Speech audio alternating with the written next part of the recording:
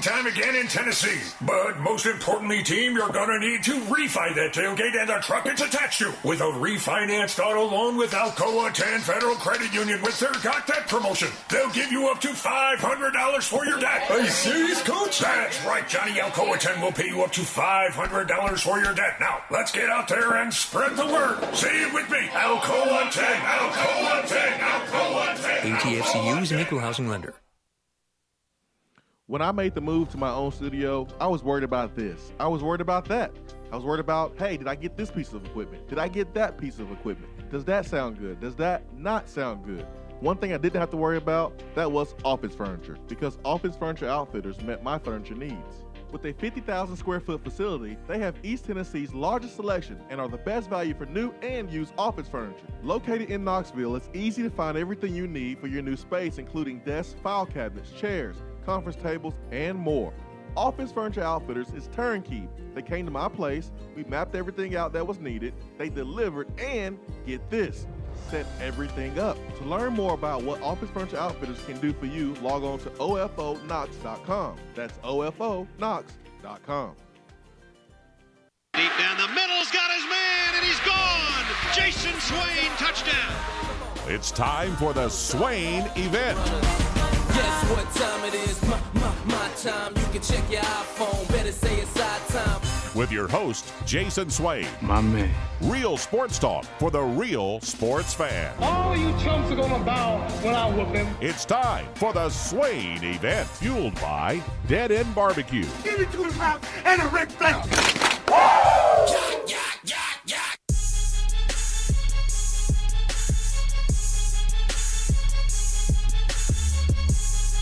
Swain Event, SwainEvent.com.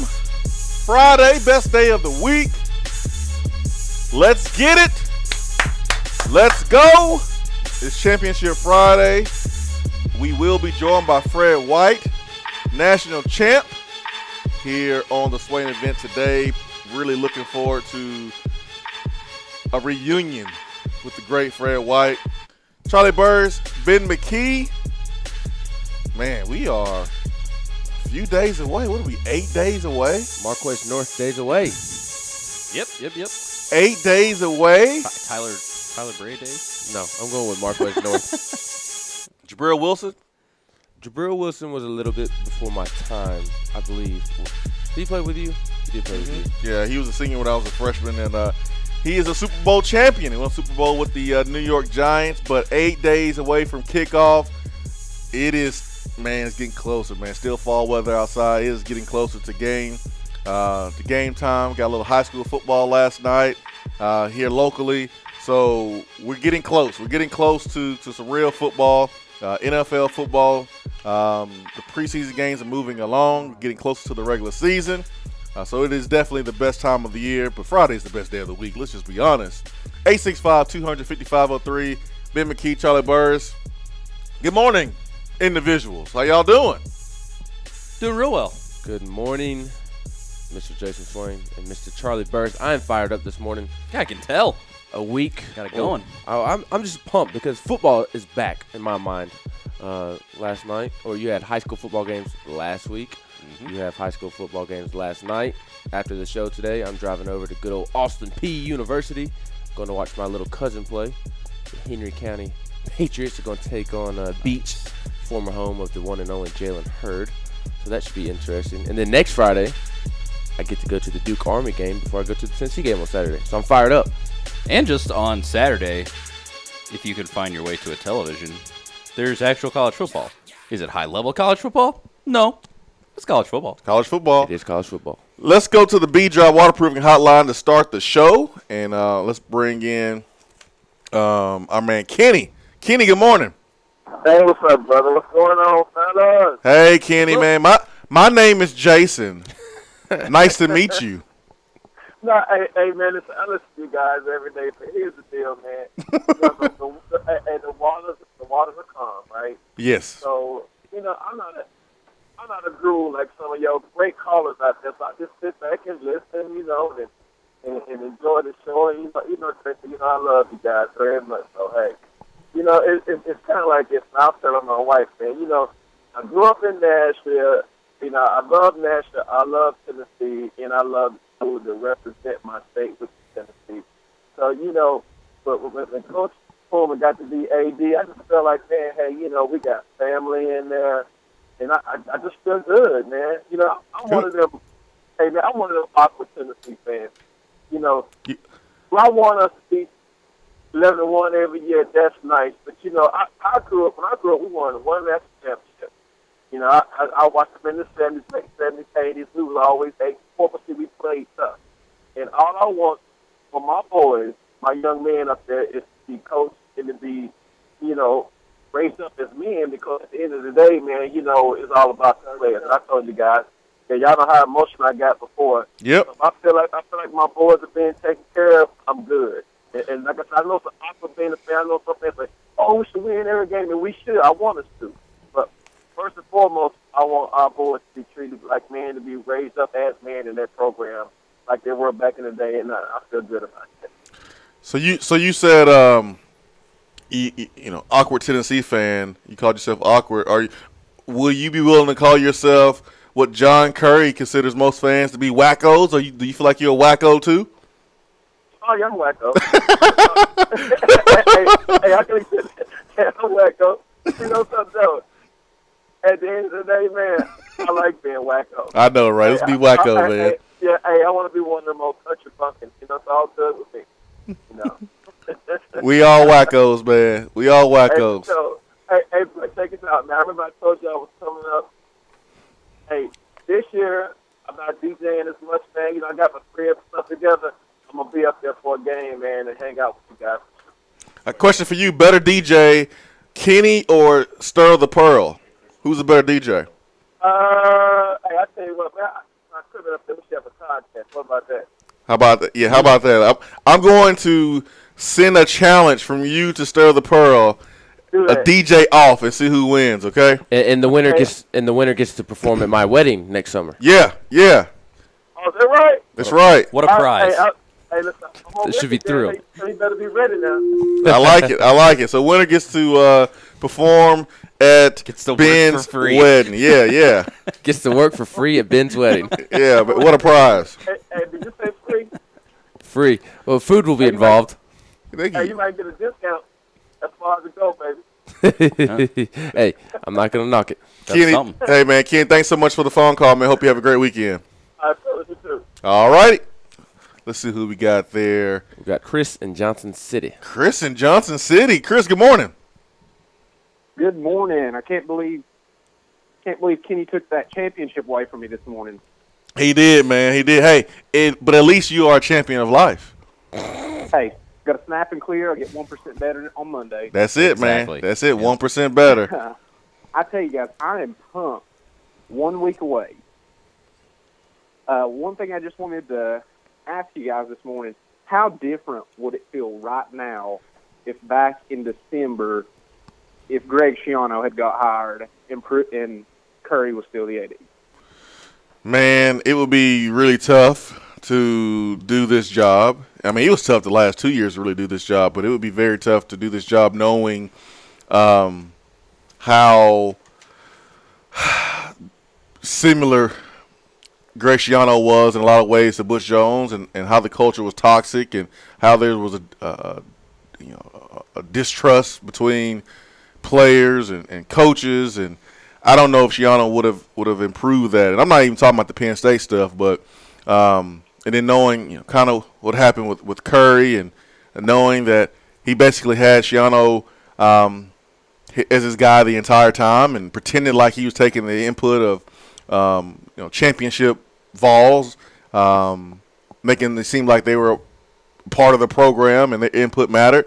It would have been tough, man. It would have been tough to really sit here and do a Tennessee show or do a show in Knoxville with a clear conscience. To be honest, I would have struggled to be perfectly truthful to you. Just the way the optimism is right now, and I know Pruitt's not coached the game, but just how honest he seems to be with not only the fan base, but with you guys as former players. It's really refreshing. Even little things like the commercial that State Farm put out yesterday, and I think Charlie retweeted it, how it just feels so different right now. Yeah, that commercial was good. I'm actually surprised, man. Pruitt got a little acting, got some acting skills. Seriously, I was very, I guess, refreshingly surprised because usually those commercials are pretty cringy, and I had a laugh about it. I thought it was funny. So, hey, but before I get off here, I did have one question, and this is for both of you guys that are going to practice and stuff like that. I know going to practice is crazy for the media, but hey, we have 1 week until game day. What is one thing, the biggest thing that you think Pruitt's going to have to improve on our team before we face West Virginia? And I get off here, guys. Appreciate you. The one thing. That's a good question. The one thing is making sure that when you are changing personnel, and that's the thing as a coach that you kind of worry about, is when you're going from 3 receivers to 4 receivers, when you're going from punt team to offense or punt team to defense or field goal team, when you are putting a new 11 on the football field, will you have to burn a timeout because someone's not paying attention? First game of the season, working out those bugs, those jitters from the coaches, from the players. I think that's the one thing that you got to make sure that you have down pat. These guys have been playing football for weeks now. They've been hitting each other. They know their plays. They know all that stuff. But it takes one person not paying attention on the sideline for you to have to call a timeout to prevent a penalty. And so that's what I would worry about if I was a coach. And I know the week before the games, we used to always do like a dress rehearsal. And it'd kind of be like a walkthrough. But all you're doing is just having your first team offense out there, and then you yell out punt, and you just make sure everyone is out there and ready to go. All right, well, you yell out, okay, Dane Batuli's down. Let's say Dane Batuli's on punt team, and you yell, Dane Batuli, he's out. You have to know, oh, my gosh, I'm second to Dane Batuli. I got to go. And so you're just making sure that everything is in place and everybody's attentive and aware and in the game and ready to go if someone else needs a blow or goes down. So that would be the one thing that I would worry about with a week left. Again, I don't think you're trying to that you're worried about the entire defense or the offensive line. They've been practicing for weeks now. They've been working this summer. They've been working during the spring. I think these guys are all ready to go, but you're just fine-tuning everything. And we're going to fine-tune the show during the break, and we're going to bring on Fred White because it is Championship Friday. So Fred is ready to go. We will take our first break of the day on a Friday, Championship Friday, with Fred White, brought to you by B-Dry Waterproofing. So do not go anywhere. Keep it locked in right here, 8:50 a.m., 100.9 FM. Swain event fueled by Dead End Barbecue, where today is the bacon wrap shrimp and grits on special today at Dead End Barbecue. Be right back.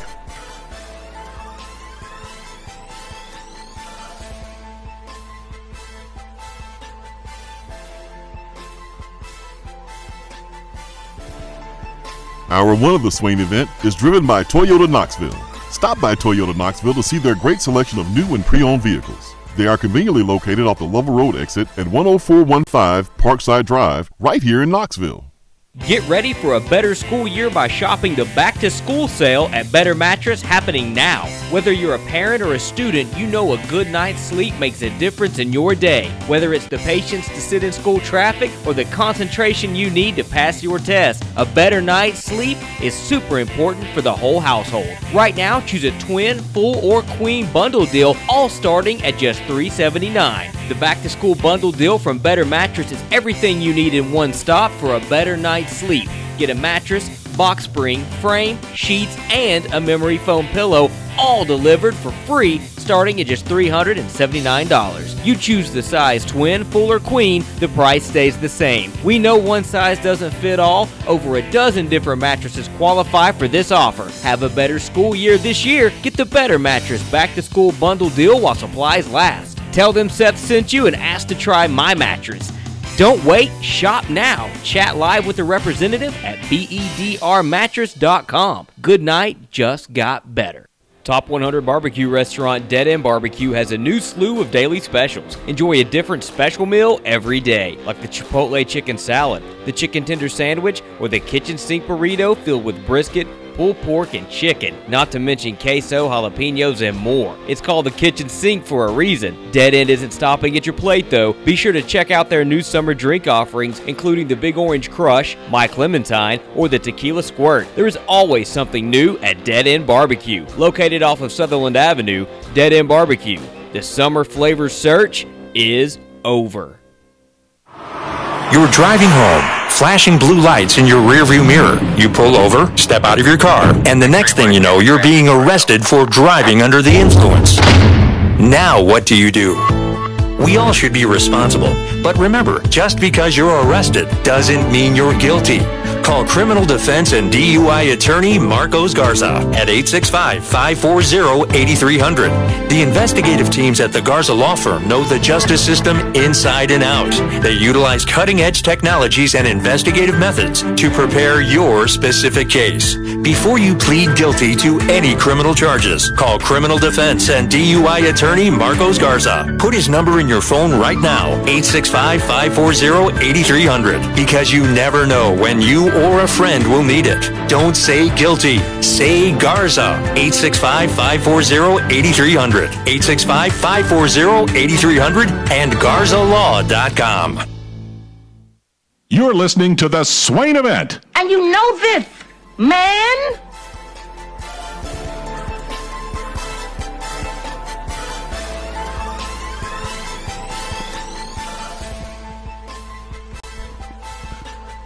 Swain Event, SwainEvent.com, fueled by Dead End Barbecue, top 100 barbecue restaurant in America. Let's go to the B-Dry Waterproofing Hotline, and let's bring in Andy. We got Fred White joining us on the B-Dry Hotline as well for Championship Friday. Let's get to Andy. Andy, good morning, sir.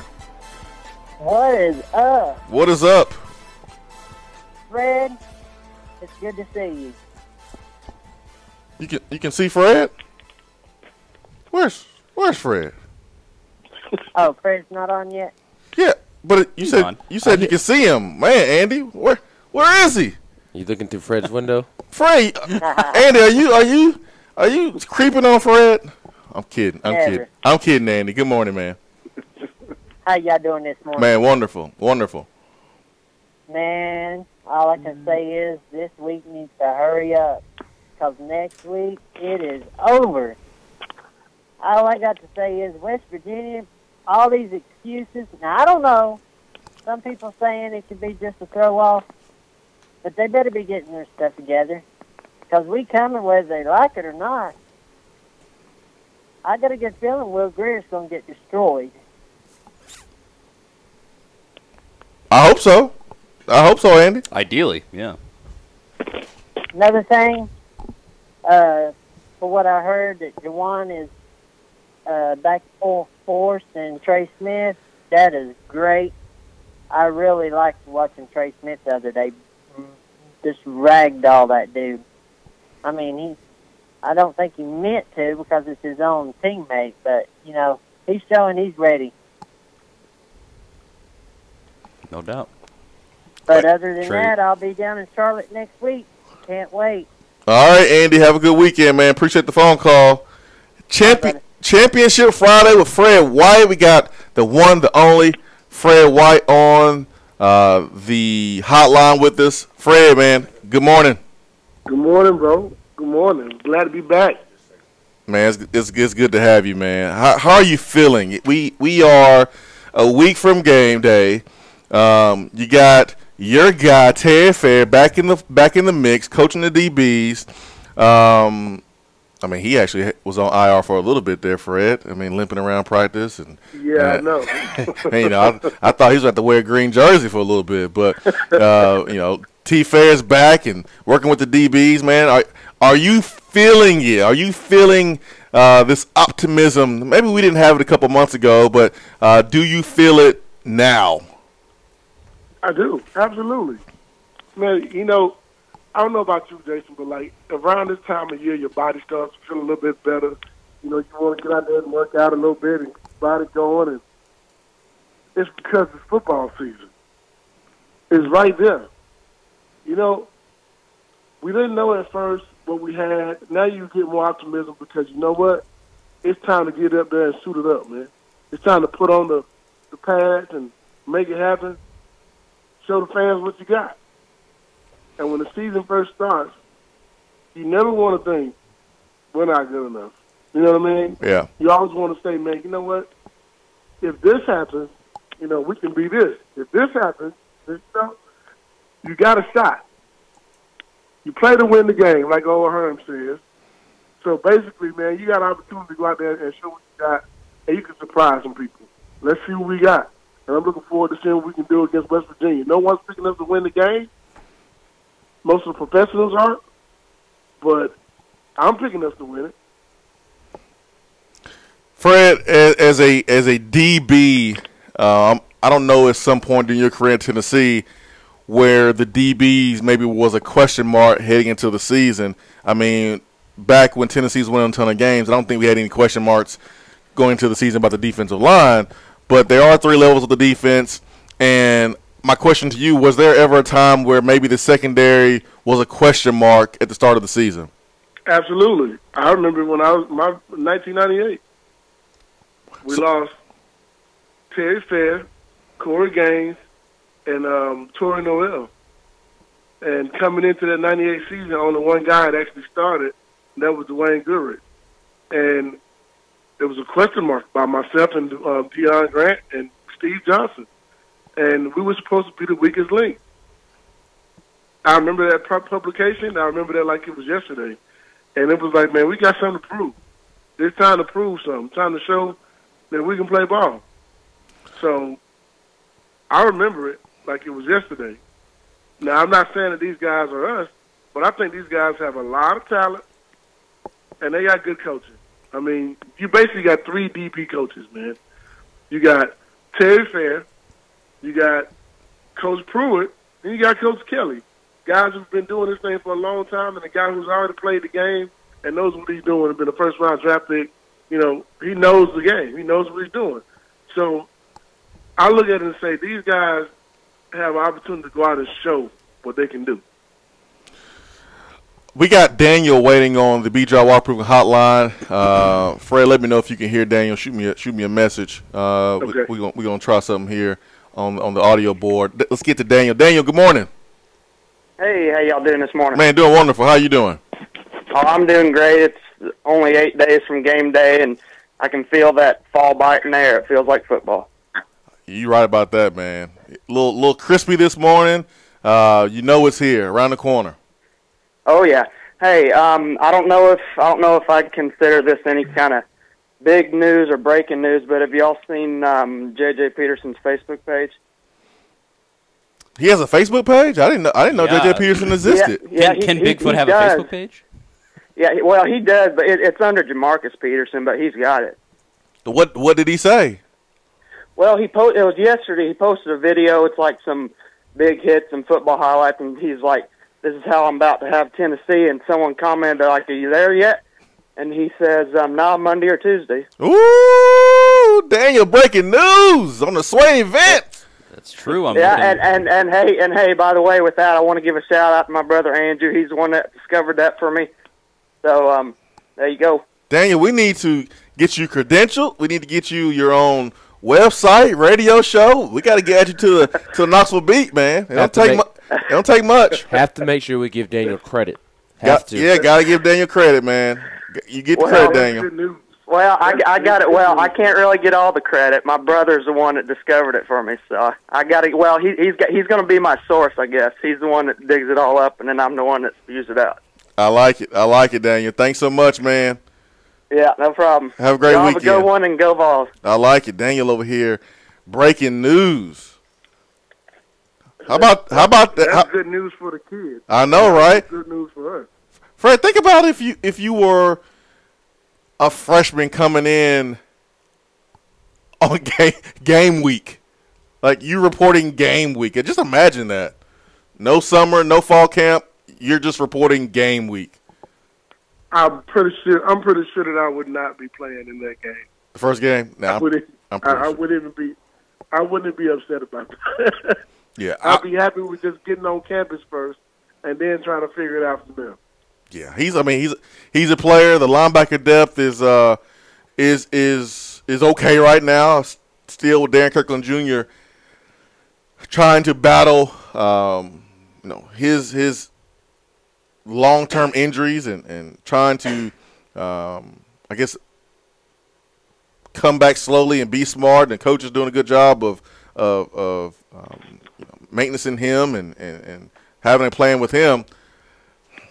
The linebacker group looks solid, especially inside linebackers. Now, one injury makes things very, very, very, very interesting. But I like our linebacker group, and if you can get J.J. Peterson in here and allow him to work, there's no rush to bring him along. But back to the DBs, Fred, because this is what you do. Got true freshman back there, Lante Taylor.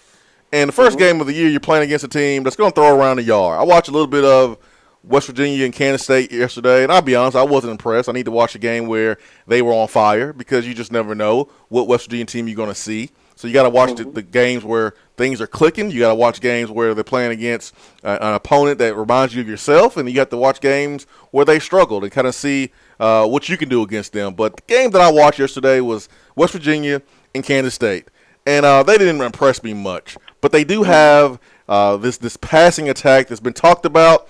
As a DB, as a freshman DB, what's going on in your mind and what should be going on in your mind, Fred? You know, to be honest with you, you have two different ways a freshman can come into a football game. One is a freshman can come in and say, man, you know, this big stage, I don't know if I'm ready for it. Or two, he can come in and be fearless. And I think these guys are going to come in and be fearless. And when you say fearless, I mean not worried about this is college football, this offense puts up this many points. Coming in thinking, I want to show the world that I can play. Now, are you going to make some mistakes? Possibly.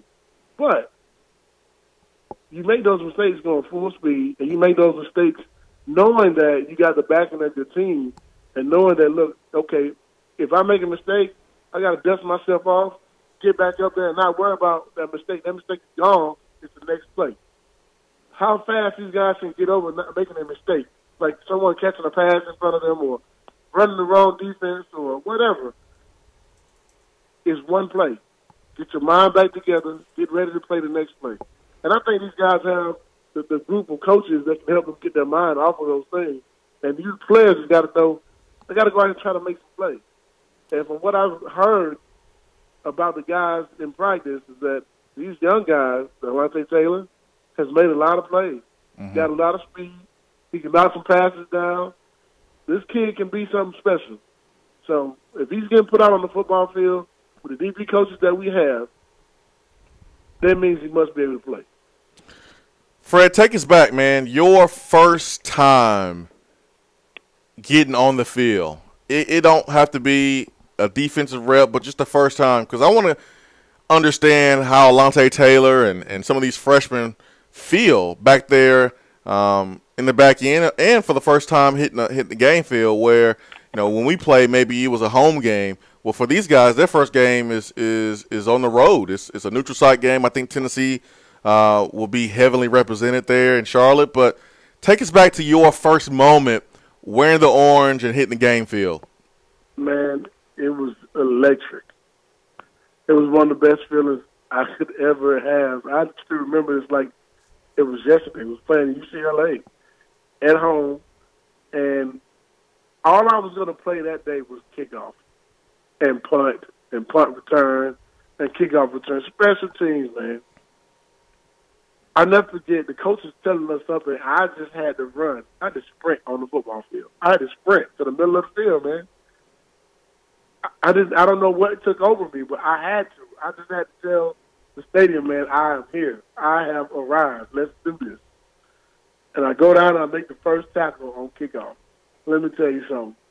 Blood was pumping so much, man. Whew. I still get it right now. I still get that same feeling every time I talk about it. That's one of the best feelings I ever had in my life because the crowd just roared. And I know they would roar for my entire team, but while I was running out there, they were screaming for me. That's how I felt. You know what I mean? So I had to give them something to scream about. And that's one of my greatest memories of UT football, and that's the first time I heard 96,000. Well, at that time, it was 90-something thousand. It wasn't 100,000 at that time, but it was like 92,000 some people screaming, and it was one of the best feelings I could ever have. My hair standing up on my arm right now just thinking about it. Your first defensive play, your first play at safety, did you hesitate any? Did you, because you know the difference between, you know, playing fast, not thinking at all, and that little split second of indecision because you're wondering, you're making sure that you're doing everything right. Your first play on defense, did you have perfect alignment, perfect assignment? Did you play fast and without any worry because you knew exactly what you were doing? Take me through that first play as a DB. First play was against UNLV, and I can never forget. Was I nervous? Yes, but was I ready to play? Absolutely. I was trying to show in that fourth quarter with about 5 minutes left in the game that, Coach, I got it.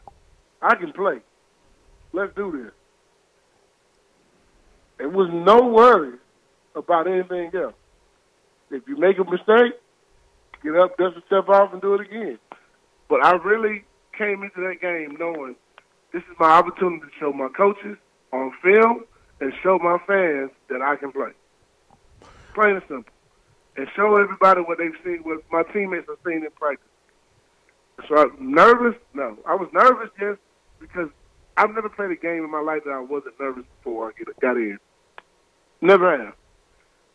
If I wasn't nervous, I probably wasn't going to be able to play well. But in that game, I was nervous for a few minutes. I got on the football field, and I didn't make a tackle. However, 3 plays later, they fumbled the ball, and I'm running towards the ball, and one of my best friends and brothers jumps on it right before me. And literally, I'm laying on top of him on the pile like, dude, really? I almost grabbed that thing. I had it right there in my sight. Dwayne Goodrich gets the fumble. A couple series later, we come back out, and he gets one again right in front of me, picks it up, scoops it, and trying to score with it. I just ran and tried to block for him, man. But we got to the sideline, I was like, dude, if it wasn't for you, I'd have had 2 fumbles. Instead, you did. Yeah, that's when it's fun, man. When you get turnovers and you're winning, that's when it's fun right there. Let's get to Turkey Man on the B-Drive Waterproof Hotline, Fred. I know you miss Turkey Man. Turkey Man. Good morning. Good morning, individuals. Good morning. I know Fred misses that while he's in Atlanta and he's all big time in the big city now. I know he misses the turkey call. Hey, how is it down there, Fred, in Dooley Land? You know what? There's a lot of Tennessee fans down here, and I just ran into one yesterday. And in a city I never would have thought I would see one. The guy had a Tennessee flag. I got my Tennessee flag on my car. We stopped and started talking to each other.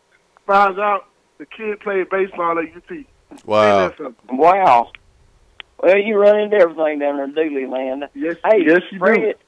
Hey, Fred, did you know it's about a week away to football time in Tennessee? Absolutely. Did you know that? Hey, I've been counting down like everybody else. Hey, Fred, did you know that Will Greer will come and play Tennessee the first time he ever come from the state of West Virginia? And I think something like that they're having to play 3 games in 13 days or something. Did you hear all that going on? I actually did not know that. I'm not so worried about West Virginia. I'm worried about Tennessee.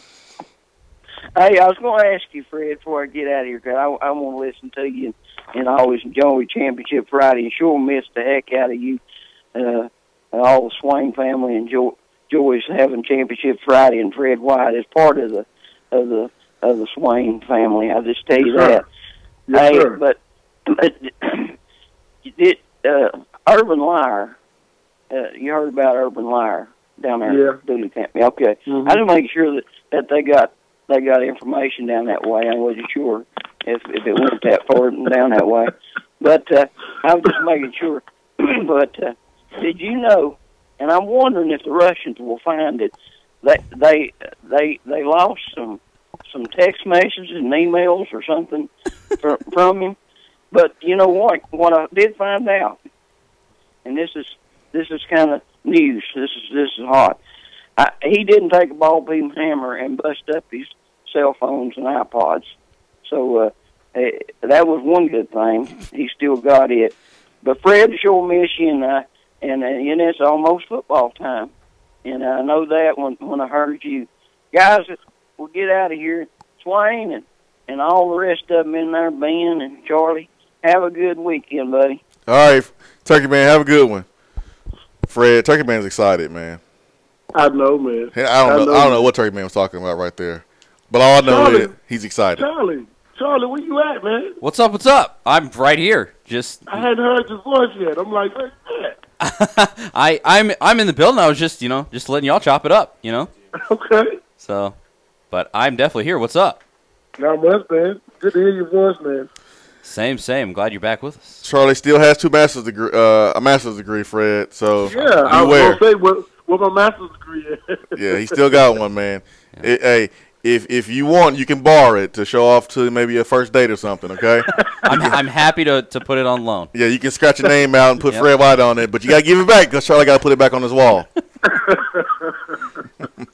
All right, we got to take a timeout at the bottom of the hour here, hour one, Swain event, driven by Toyota Knoxville and ToyotaKnoxville.com. Fred White is on the B-Drive Waterproofing Hotline. It's Championship Friday here in the Swain event.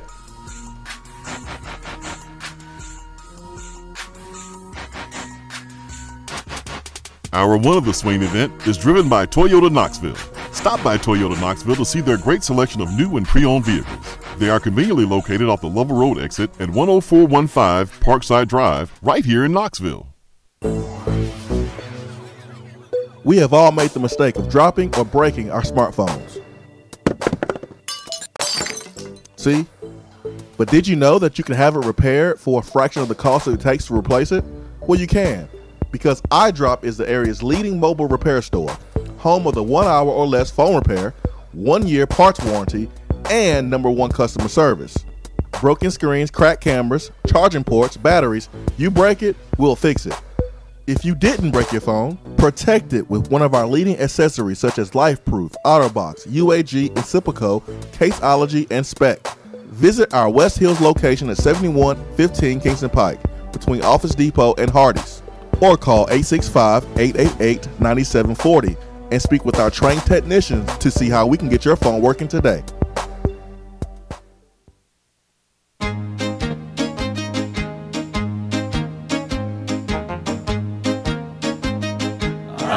Goes your car insurance. Nobody likes surprises, so switch to Erie Rate Lock. Get a great rate that stays that way even after an accident, ticket, or inflation. In fact, it's locked until you change a car, driver, or your address. Your Erie agent in Knoxville is InsureFit RM. Get a quote at 865-684-4900. That's 865-684-4900. Erie Rate Lock does not guarantee continued insurance coverage and is not available in all states. JC's Tree and Landscaping Service specializes in quality tree work done at an affordable price. Trimming and removing trees are their specialty. They also offer other services like land clearing, stump grinding, crane services, and all of your basic landscaping needs for both commercial and residential. JC's will give you a free estimate and beat any written quote by a competitor to guarantee that you get the lowest price around. Don't risk your land with a fly-by-night service. JC's Tree and Landscaping is licensed and insured. Give them a call at 865-599-3799. Gentlemen, get back in the game. Did you know that 1 out of every 3 men over 40 may have low testosterone? Low T levels can make you feel tired and grumpy. Do you know your numbers? Well, I know my numbers. Low T Center made it quick and easy. I walked in, I took a simple blood test, and I knew my result in about 20 minutes. Their service is even covered by most health insurance. So give them a call, 865-392-1388. That's 865-392-1388, or go to lowtcenter.com. Low T Center, reinventing men's healthcare.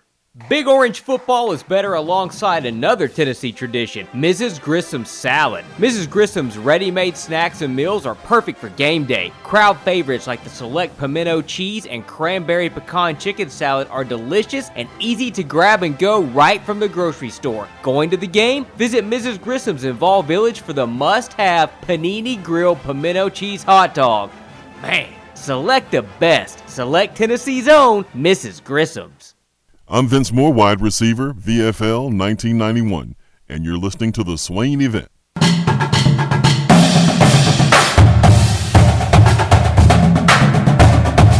Around the SEC, powered by 42nd Street Marketing, your game-winning play call for design, marketing, and branding.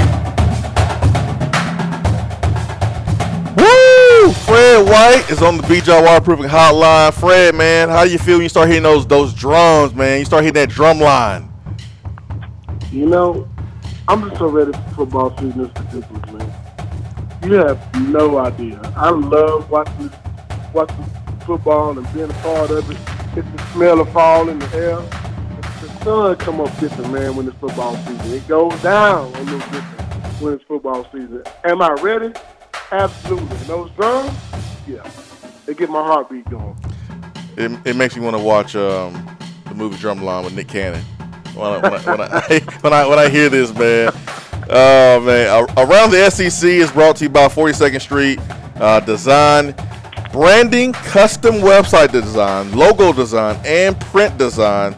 Their entire team works in-house 9 to 5 office hours, and their focus on customer service is the only company that I trust with my branding.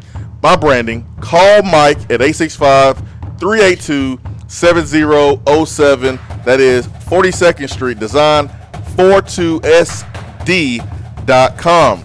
Going around the SEC, the coaches put out their first team, all SEC preseason, and you can find Tennessee's own Trey Smith right there on the first team with Alabama, Jonah Williams, Ole Miss, Greg Little, Florida's Martez Ivey, and Alabama center Ross. I ain't going to try to say his last name because I'm going to mess it up. Piersbaker.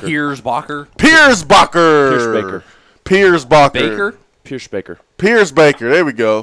Whatever.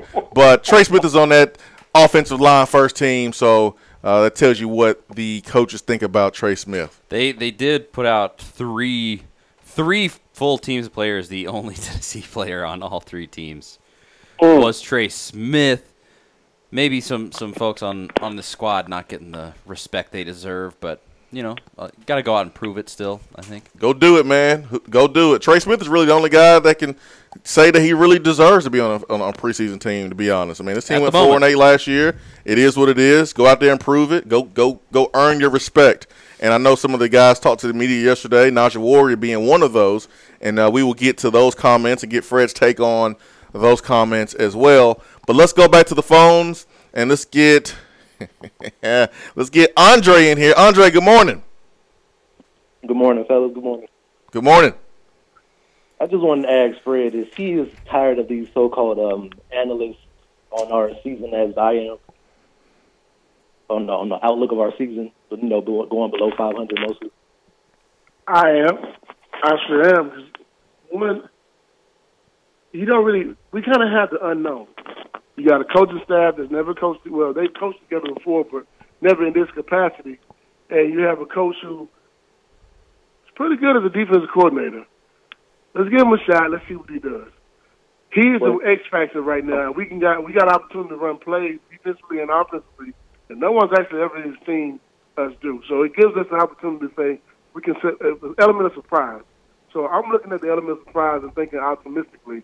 However, I'm tired of hearing what we will be and what we won't be. I understand that. It's like for the past few years, people have been like we've basically been lied to, all this other stuff, all these behind the scenes. They chose basically the same team last year to win maybe 7-8 games. I'm looking now, this team is arguably better, even though we haven't seen them play. They got better coaching, better players, and I feel like they got a better team all around. So I don't understand how they're going to say we're going to be the same as the same team last year, where we basically gave teams the game every pretty much 3 out of 4 games. You know what I'm saying? Mm-hmm. I don't understand how they're going to say that we're going to be the same comparable team when we made upgrades around all season. I get that. I feel the same way. I think we have that. But here's the thing, too. The SEC did get better. You have some good players coming back. We're playing probably the toughest schedule of anyone in college football. And that's probably one of the reasons why we get the breaks that, well, the comments that we get. Because you play in Florida, Georgia, Alabama, Auburn, and South Carolina like back to back to back. That is the meat of the SEC right now. And can you steal one of those games? I certainly hope so, and I certainly feel like we can. But even for that, any other team, you take Alabama, for example, you take Georgia, and they run that gauntlet right there, it's going to be tough to win every last one of those games. Because every last one of those games will have significant meaning. Every last one of those teams have pretty good coaches, and the players are good as well. So you got to pretty much out-coach and out-play each team 5 weeks in a row. The best of the best in the SEC, if you ask me.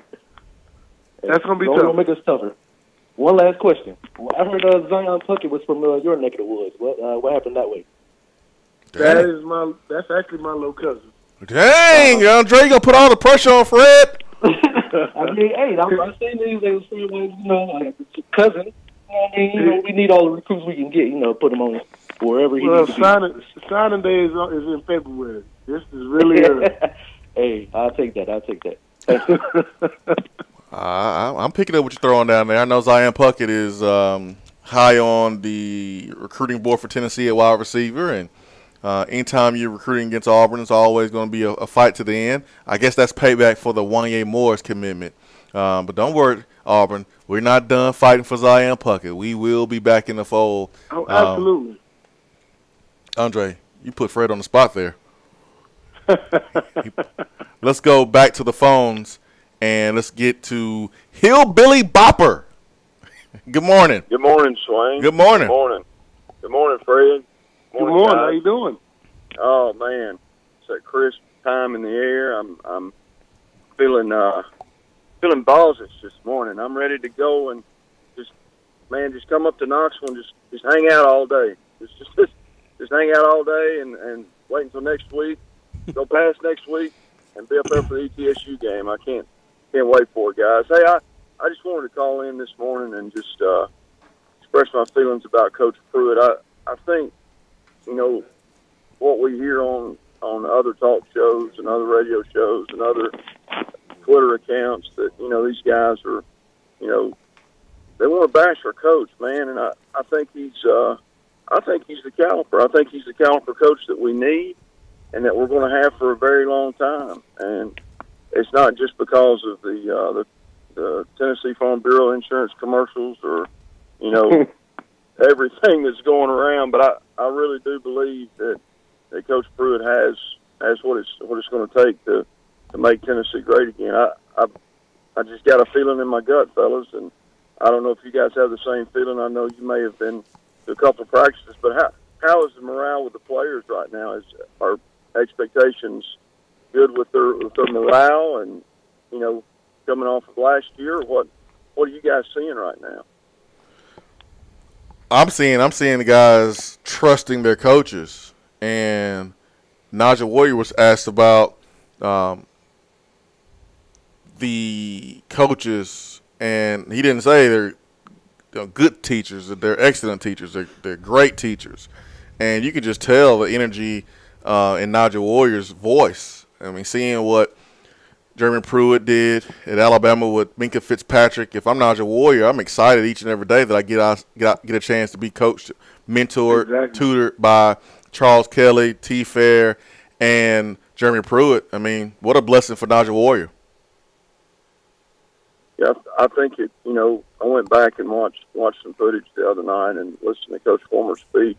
Did you guys have or see any similarities between Coach Fulmer and Coach Pruitt in the aspect of the way that they're developing these guys? I know Fred and Jason, you guys both have that experience, but do you think, I know they're not the same guy, and I'm not putting them on, the same plane, but I just think Pruitt's going to have that mentality to where he can do that and get, have that I guess that connotation, that the speech that he needs to make those guys feel alive. And when they hit the field, man, it's game on. It's not, okay, we're just going to hang out here until we're ready to make a play, and then we make a play, boom, let's go. And none of this trash can sideline junk. I mean, you guys feel that it's that same way?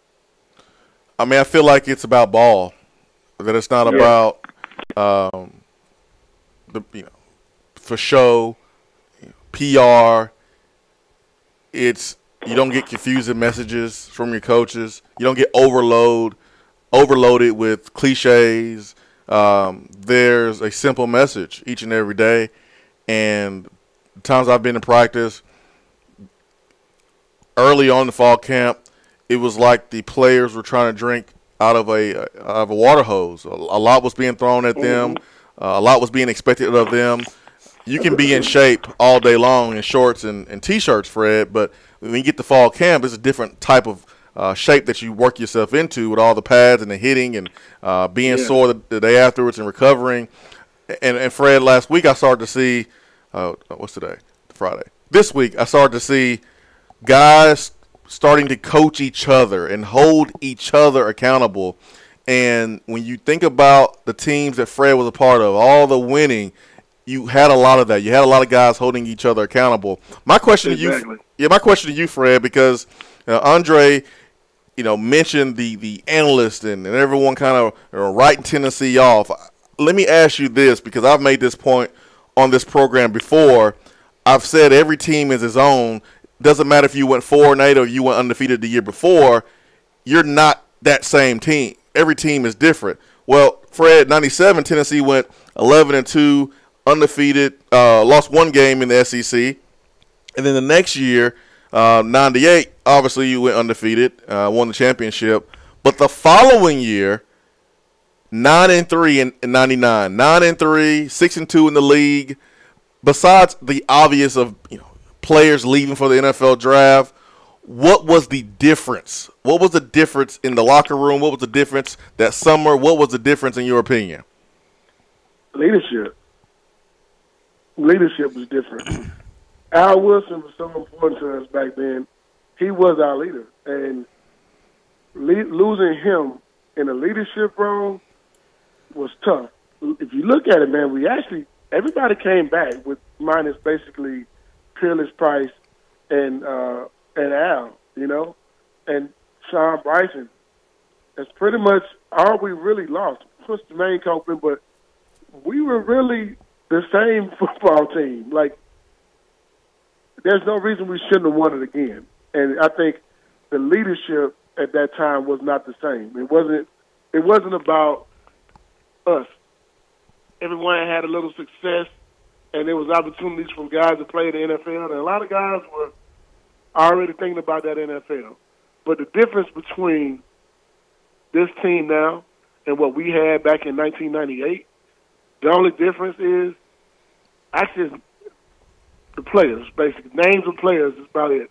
But these guys, and we had a coach that had been in for years, and our coaching staff has been together for years. These guys have a new coaching staff.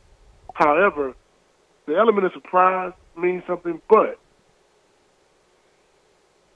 when Tennessee is not expected to do much, that's usually when they're really good. And that history has shown that over time, whenever we're not supposed to be that good, we're pretty good. But when you talk about these guys in practice and how they're coaching each other, that's the point every coach wants their team to get to. Self-accountability, those type of things. And not only that, when you are a football player and you've actually been coached, you know the difference between good coaching and bad coaching. And I know that their confidence level is a whole lot different because the atmosphere, the environment they're in right now with these coaches and how they're trying to teach them and how everything's coming at them at full speed, they realize and they see it for themselves. It's understanding the game at a different level, and these coaches understand it at a different level. Fred, how many times have I asked you in the last My goodness, I've known you since probably 15 years. Ever since I was playing. How many times have I asked you, let me see your ring, man. Let me hold it. Let me put it on. How many times have I done that? Plenty of times. Okay. I just want to put that out there because I don't want people to take my next question the wrong way. And this year is the kind of the year that we celebrate the 20-year anniversary of the 1998 team. You were on that team, starter, won a national championship. And early in the week, I asked a question that we had a really good conversation on. I know you check out the show. Not sure if you were plugged in during this show. And I want to ask you, because you're on that 98 team, Tennessee's kind of been up and down in the last 10 years, more down than up. Are there times when you are tired of talking about the 98 championship team?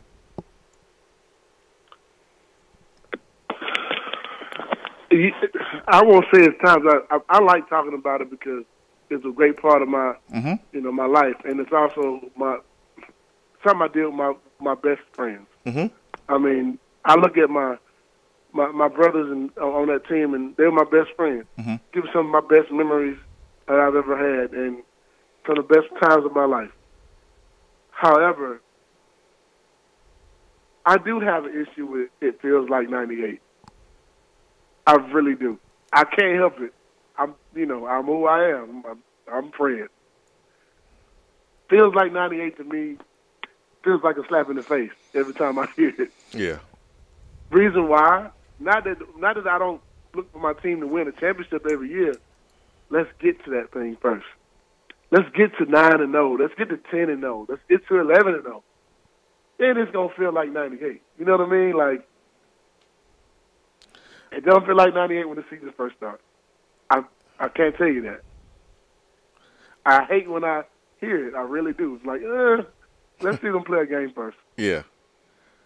And I'll tell you kind of, and we got about a minute to go before the break, and we'll kind of start to continue the conversation maybe on the other side. But with everything that kind of went on in the last 10 years, I think that sometimes we look in the rearview mirror too much, and we forget that we need to move forward. We forget of the progress that we need to make sure that we have moving forward, and we tend to stumble because we're looking so much in the past.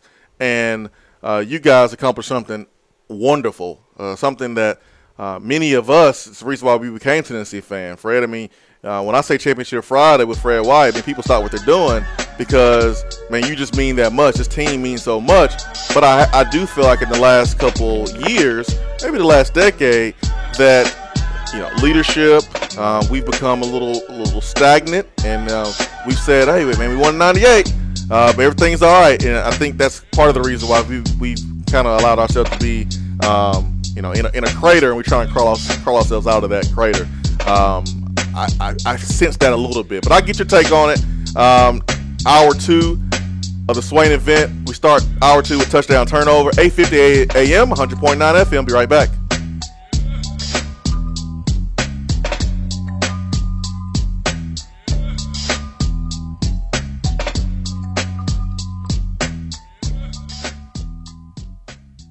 Hour 1 of the Swain event is driven by Toyota Knoxville. Stop by Toyota Knoxville to see their great selection of new and pre-owned vehicles. They are conveniently located off the Lovell Road exit at 10415 Parkside Drive, right here in Knoxville. Today will be sunny with a high near 85 and a low around 62. Tomorrow will be partly sunny with a high of 86 and a low of 67. Sunday, more sunshine with a high in the upper 80s. Weather on the Swain event is brought to you by B-Dry. If your basement is wet or cracked, B-Dry can help. BDry.com. Do you have cracks in your foundation? A wet basement or a nasty, leaky crawl space? Our listeners have heard about them on the Swain event for over a year, and now it's time to make the call. Give B-Dry Waterproofing and Foundation Repair the opportunity to fix your home's problem. Since 1958, That's right, nearly 60 years, B-Dry has been solving basement, crawl space, and foundation problems throughout the country. B-Dry only uses high-quality materials from reputable manufacturers. They back their installations with some of the best warranties in the industry to provide homeowners with added peace of mind. They are truly an A-plus company. Whenever you start experiencing a wet basement, leaky crawl space, or a cracked foundation, remember these 3 words: better call B-Dry. Reach out to B-Dry today at 865-662-5238 to schedule your free appointment. That's 865-662-5238. Remember, better call B-Dry. It's almost football time in Tennessee, which means it's time to get geared up at Alumni Hall. Find the best selection of Nike, Nike Golf, Tommy Bahama, and all those retro logos you love. Don't forget about your game day crew. Plenty of selection for the ladies, the little balls, and to upgrade their tailgate. Shop now at one of their 6 convenient locations in Tennessee or 24/7 at alumnihall.com. You're driving home, flashing blue lights in your rearview mirror. You pull over, step out of your car, and the next thing you know, you're being arrested for driving under the influence. Now what do? We all should be responsible. But remember, just because you're arrested doesn't mean you're guilty. Call criminal defense and DUI attorney Marcos Garza at 865-540-8300. The investigative teams at the Garza Law Firm know the justice system inside and out. They utilize cutting-edge technologies and investigative methods to prepare your specific case. Before you plead guilty to any criminal charges, call criminal defense and DUI attorney Marcos Garza. Put his number in your phone right now, 865-540-8300, because you never know when you or a friend will need it. Don't say guilty. Say Garza. 865-540-8300. 865-540-8300 and GarzaLaw.com. You're listening to the Swain Event. And you know this, man.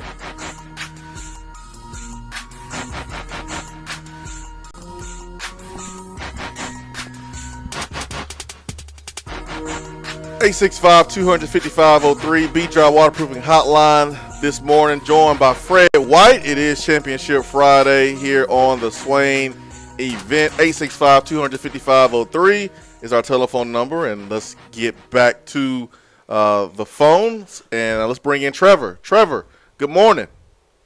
Hey, good morning, guys. How you doing? Man, wonderful. Hey, good. Hey, Swain, I just want to get your opinion on something. I don't know if I'm being a little too optimistic, but to me, the more I kind of read and see about the offensive line, I think that's going to go from being like one of the considered one of the weaknesses to maybe one of the strengths this season. I know there's a lot of big ifs. You got if Chance Hall can come back healthy. The good news about Trey Smith coming back. I think Drew Richmond. I think this is the year with some good coaching, he's gonna put it together, and Brandon Kennedy being added in, and you got Ryan Johnson looking like a beefed up version of Ivan Drago from Rocky IV. Yeah. I mean, I don't know. Maybe I'm just being optimistic. I know we'll have to wait to see, but I mean, I think if I'm not mistaken, I mean, most people that was their biggest concern before training camp and everything. So. I don't know. Just let me know if I'm being a little too positive, or if I need to pump the brakes or what. No, I mean, if you had a choice of being optimistic or being pessimistic, and you only pick one, and you avoided saying, "Well, we'll believe it when we see it," because that is not really saying much.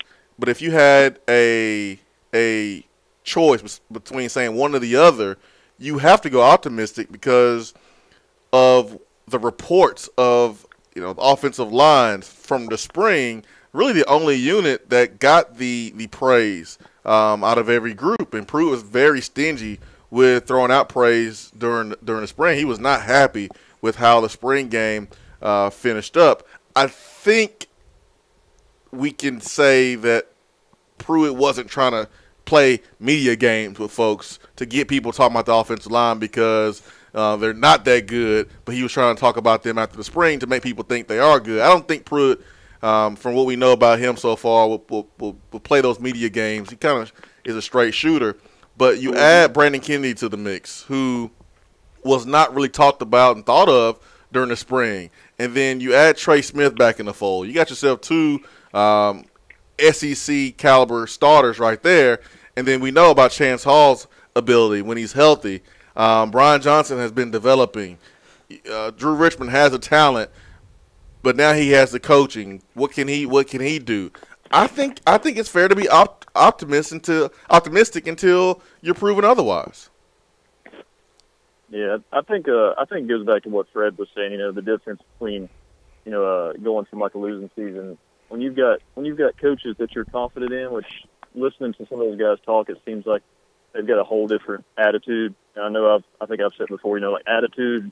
I feel like at least on offensive line is a big part of your play. So I mean, if you've got the right attitude, you're going to play a lot better. But hey, you guys have a good day. I'll get off here. Y'all keep doing what you're doing a good job. Hey, thank you, Trevor. Appreciate that, man. I really do. He said something really important, attitude.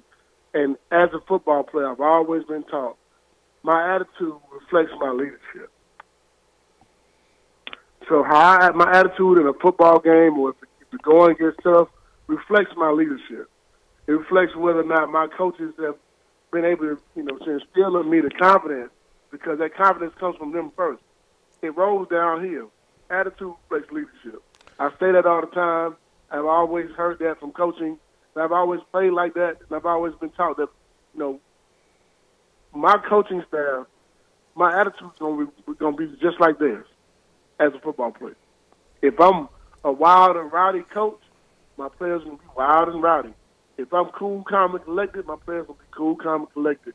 If I'm always a nervous wreck, my players will get on the football field and they're going to be a nervous wreck. I just feel like that. And I feel like these guys have confidence and they walk with a different type of swagger. You can tell it in practice, man. You can see it when they're coaching these guys. And not only that, they're showing them how to win games. They're showing them how you're actually supposed to play the game. It's like they've been taught the game all over again, and it's exciting. Dave in Georgetown says Fred is 100% right. Feels like 98 should only come out when we are on the march to an undefeated season. Kyle W. says leadership is special. My sophomore year, high school, we set a new win record in baseball. Senior year, broke it. Junior year was 500. All about leadership. Walt Mann says, are we still a zone blocking offensive line, or has Will Friend implemented a different style? I'm going to sit here and tell you right now it's different. It's not the same blocking scheme that we've had in previous years. Not to say that we won't do some zone blocking, but that's not our identity as an offensive line. Vol for Life 81 says, hey, Fred, did you bring JJ with you from Georgia? Well, technically, Fred is still in Georgia, but I think we're holding Fred responsible for bringing JJ to campus. If the young man needs a ride, I'm ready and gassed up. Let's do it, man. Let's do it. All right, let's go back to the phones. We got Fred White on the B-Dry Waterproofing Hotline with us. It's Championship Friday, and Rev is joining that same hotline. Rev, good morning. Good morning, individuals. How are we doing this morning? Great individual. Hey, Fred, how you doing, man? I hope you and your family are doing well down there in Georgia. I'm Bulldog country, man. It's like a vinegar in my mouth just saying that. I understand. I understand. But what I always tell them when they say something about, oh, you're a Tennessee fan. Yes, I am. And they'll talk about the seasons or whatever. I always say one thing. Hey, man, I got a championship ring. Your last championship ring was in 1980. That's right. Hey, you just got good. I don't want to hear. I want to hear. I'm in a good mood this morning. I had that Bernie Mac special at Dead End yesterday. Man. Woo. Man. Oh, hit the spot. But I look into this West Virginia-Tennessee game Thanks for the a invite. lot like that. I think it was 2014 when Stanford went into Oregon, and they were 14.5-point underdogs, and Oregon was just lighting the world up, but it was 2015. I think it's 2015. Anyways, the point of the matter is Stanford went there 14.5-point underdog, and then hit Oregon by 3 touchdowns with 48 minutes of possession. They were just, they just kept Oregon's offense off the field, and I think that's a key to this game because West Virginia's defense can't stop the parked car.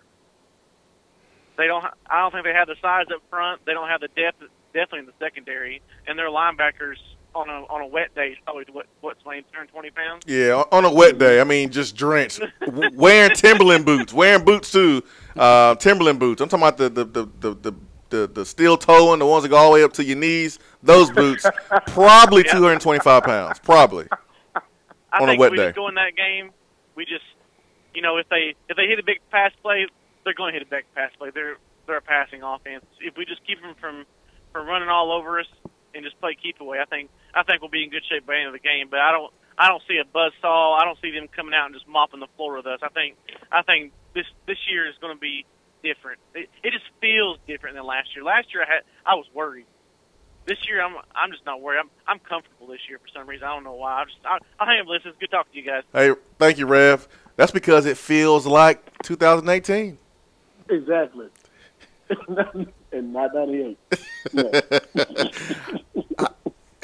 Rev brings up a really good point. Stanford is a team inside of a conference that reminds you of an SEC team. I mean, they play power football, and then they went up against a finesse team in Oregon.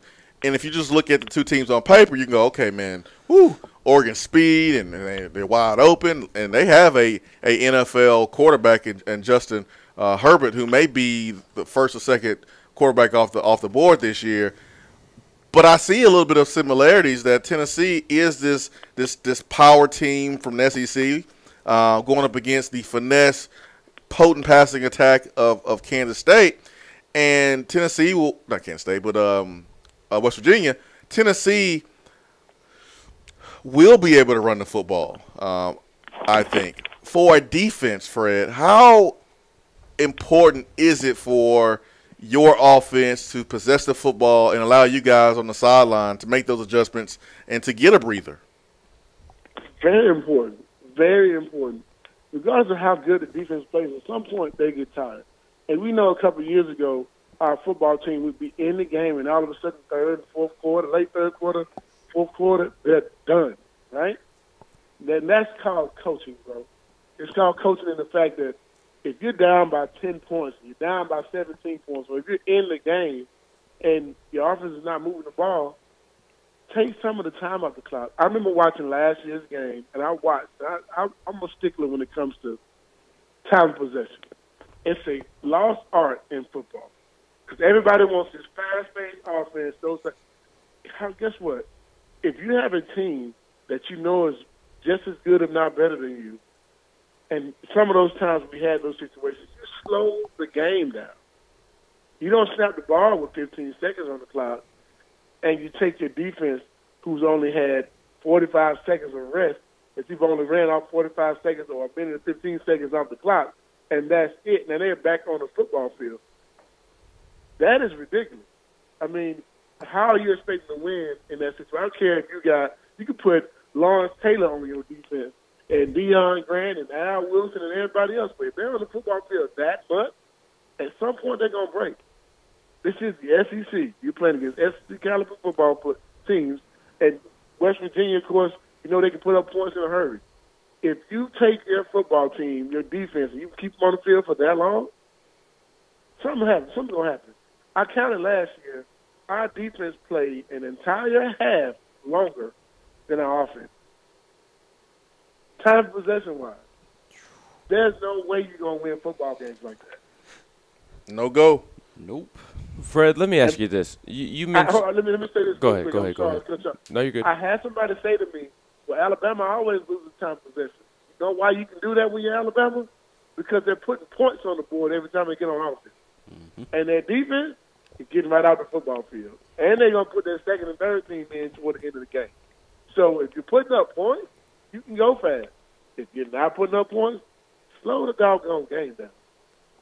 Fred, you mentioned earlier Alontae Taylor's talent, and I think Alontae Taylor isn't the only freshman DB that's going to have a nice career at Tennessee. You also have Bryce Thompson at corner, who I think is going to be really nice for Tennessee as well. But as the game gets closer, I'm confident Tennessee can score on West Virginia's defense. I'm confident that Tennessee has the ability to stop West Virginia's rushing game. I have no confidence that Tennessee's inexperienced corners can slow down West Virginia's passing attack, because I firmly believe that they have three number one receivers on their team. And I guess my question is, in this situation, when you have a bunch of inexperienced corners, how important is the depth? Are you going to try to rotate guys out, or are you just going to throw Alontae Taylor and Bryce Thompson out there along with Schamberger and Buchanan, who are also – they have some talent, but I think it's fair to question them at this point just because they don't have a ton of experience. How important is depth play when you're going up against a passing offense that has three legitimate number one wide receivers on the roster? I mean, it's very important. I think you'll see more than just, those guys play. I think you're going to see all those guys get a chance to play at some point during the game. But here's the thing. When it comes to your secondary, it's not just the secondary. It's defensive line and your secondary. They work hand in hand. If you're getting good pressure, it makes it easy on your defensive back. So in this game, we got to get pressure up front. That front seven has to do their job, and it makes it a whole lot easier on the secondary. If you're getting pressure in the quarterback's face, that ball comes out a whole lot faster. You get to play a whole lot faster. You get to take more chances. However, if you got them back there and they're covering for 5-6 seconds, it'll be a long game. You got to get pressure up front in order to help your young secondary out. Fred, I'll take out the safeties, and I think people are looking at Will Grier and West Virginia's receivers and trying to equate it to a one-on-one session where, if Alontae Taylor and Bryce Thompson lines up against West Virginia's receivers and you have Will Grier throwing the ball in one-on-ones, the West wide receivers win all day long. But you have safety help.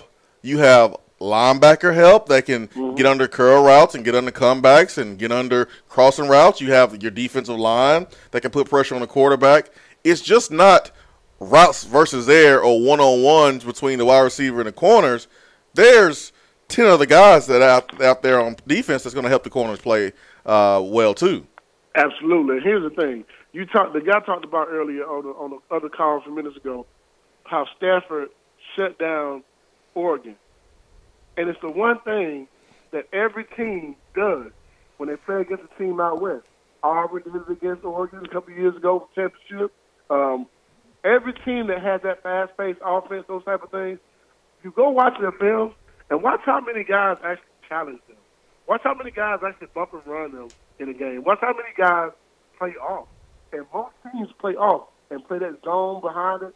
And it's so many different holes. They're not even challenging it. It's a timing play. These fast-paced offenses, it's about timing. That's it. You got to throw off the timing. And that's by what calls you make as a defense coordinator, techniques you're telling these guys to play. If you can throw off that timing, you get pressure in the quarterback's face, and it makes it for a difficult game for them. Every time Stanford played against Oregon, they had their number. They were the only team out west that did one thing. They put their corners up in their face, and they kept the outside contained to make these guys run between the tackles, which made it easy for their linebackers to flow to the ball and make the tackles in the running play. That's what you do. You got to keep these guys contained, and they did it from outside in. Pressure. That's what it was. That's the same exact thing we had to do in this game. Going off of Swain's point there, I think it's a really good point. In watching Nigel Warrior the past 2 years and Micah Abernathy for, I guess, this will be his 4th season, how confident are you in their ability to help in pass pro, but not only the safeties, but also Daniel Batuli and Corte Sapp and Darren Kirkland Jr.? How confident are you in them being able to drop back in pass coverage? Because in my opinion, their strength is definitely being able to come up and hit somebody. I think when it comes to the safeties, I think they've shown what type of players they can be. Now, in the past, they haven't had much of a pass rush, so it made it for a lot harder for them. So they had to make a lot of tackles, a lot of touchdown-saving tackles, and those type of things. And the longer you cover as a secondary, man, the harder it is to cover somebody. I mean, 3 seconds, maybe 4, is about as much time as you really need.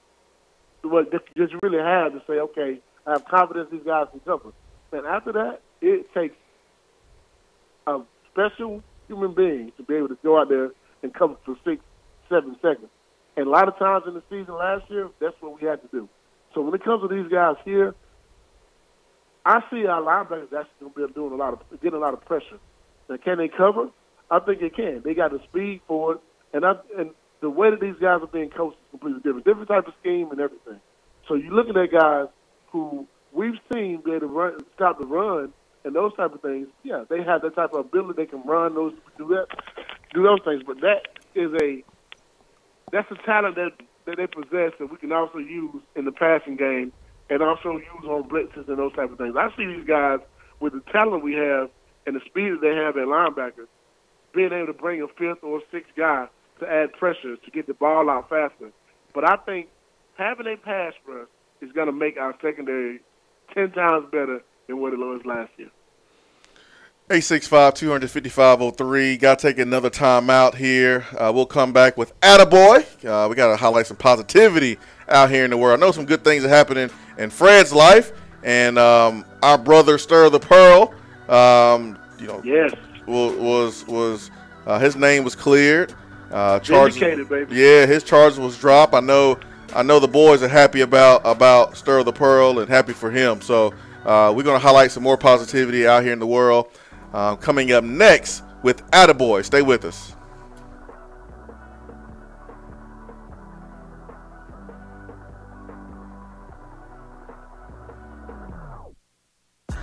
Hour 1 of the Swain event is driven by Toyota Knoxville. Stop by Toyota Knoxville to see their great selection of new and pre-owned vehicles. They are conveniently located off the Lovell Road exit at 10415 Parkside Drive, right here in Knoxville. Today will be sunny with a high near 85 and a low around 62. Tomorrow will be partly sunny with a high of 86 and a low of 67. Sunday, more sunshine with a high in the upper 80s. Weather on the Swain event is brought to you by B-Dry. If your basement is wet or cracked, B-Dry can help. BDry.com. Do you have cracks in your foundation? A wet basement or a nasty, leaky crawl space? Our listeners have heard about them on the Swain event for over a year, and now it's time to make the call. Give B-Dry Waterproofing and Foundation Repair the opportunity to fix your home's problem. Since 1958, that's right, nearly 60 years, B-Dry has been solving basement, crawl space, and foundation problems throughout the country. B-Dry only uses high-quality materials from reputable manufacturers. They back their installations with some of the best warranties in the industry to provide homeowners with added peace of mind. They are truly an A-plus company. Whenever you start experiencing a wet basement, leaky crawl space, or a cracked foundation, remember these 3 words: better call B-Dry. Reach out to B-Dry today at 865-662-5238 to schedule your free appointment. That's 865-662-5238. Remember, better call B-Dry. It's almost football time in Tennessee, which means it's time to get geared up at Alumni Hall. Find the best selection of Nike, Nike Golf, Tommy Bahama, and all those retro logos you love. Don't forget about your game day crew. Plenty of selection for the ladies, the little balls, and to upgrade their tailgate. Shop now at one of their 6 convenient locations in Tennessee or 24/7 at alumnihall.com. VFL's Jason Swain and Todd Kelly here with our Men on Football and Smoothie segment. Let's discuss some of our favorite smoothies and how they impact our lives. TK, man, tell me which smoothie comes to mind when you think about playing defense. Swain-O, the Peanut Butter Power Plus and the Power Punch Plus provide the energy needed to make plays every time they take the field. Then you have the Gladiator and the Hawk, nutrition every dominant player has to have. Bottom line, everyone wants to be a dominant player. Now, Swain, you tell me about the offensive side of the ball. TK, it's simple. You always score with Smoothie King. The shredder personifies what we are going to do to opposing defenses. The Berry Punch and Activator will light up the scoreboard. And in case we need to go into overtime, the Pure Recharge will put us over the top for the win. Swain-O, you know I love football and Smoothie King. I'm a VFL, a Smoothie King for life. The Chocolate Gladiator and the Chocolate Shredder with the scoop of peanut butter, oh, that's my go-to smoothie. They get a chest bump all day. Yes, sir. This concludes our Men on Football and Smoothie King segment for today.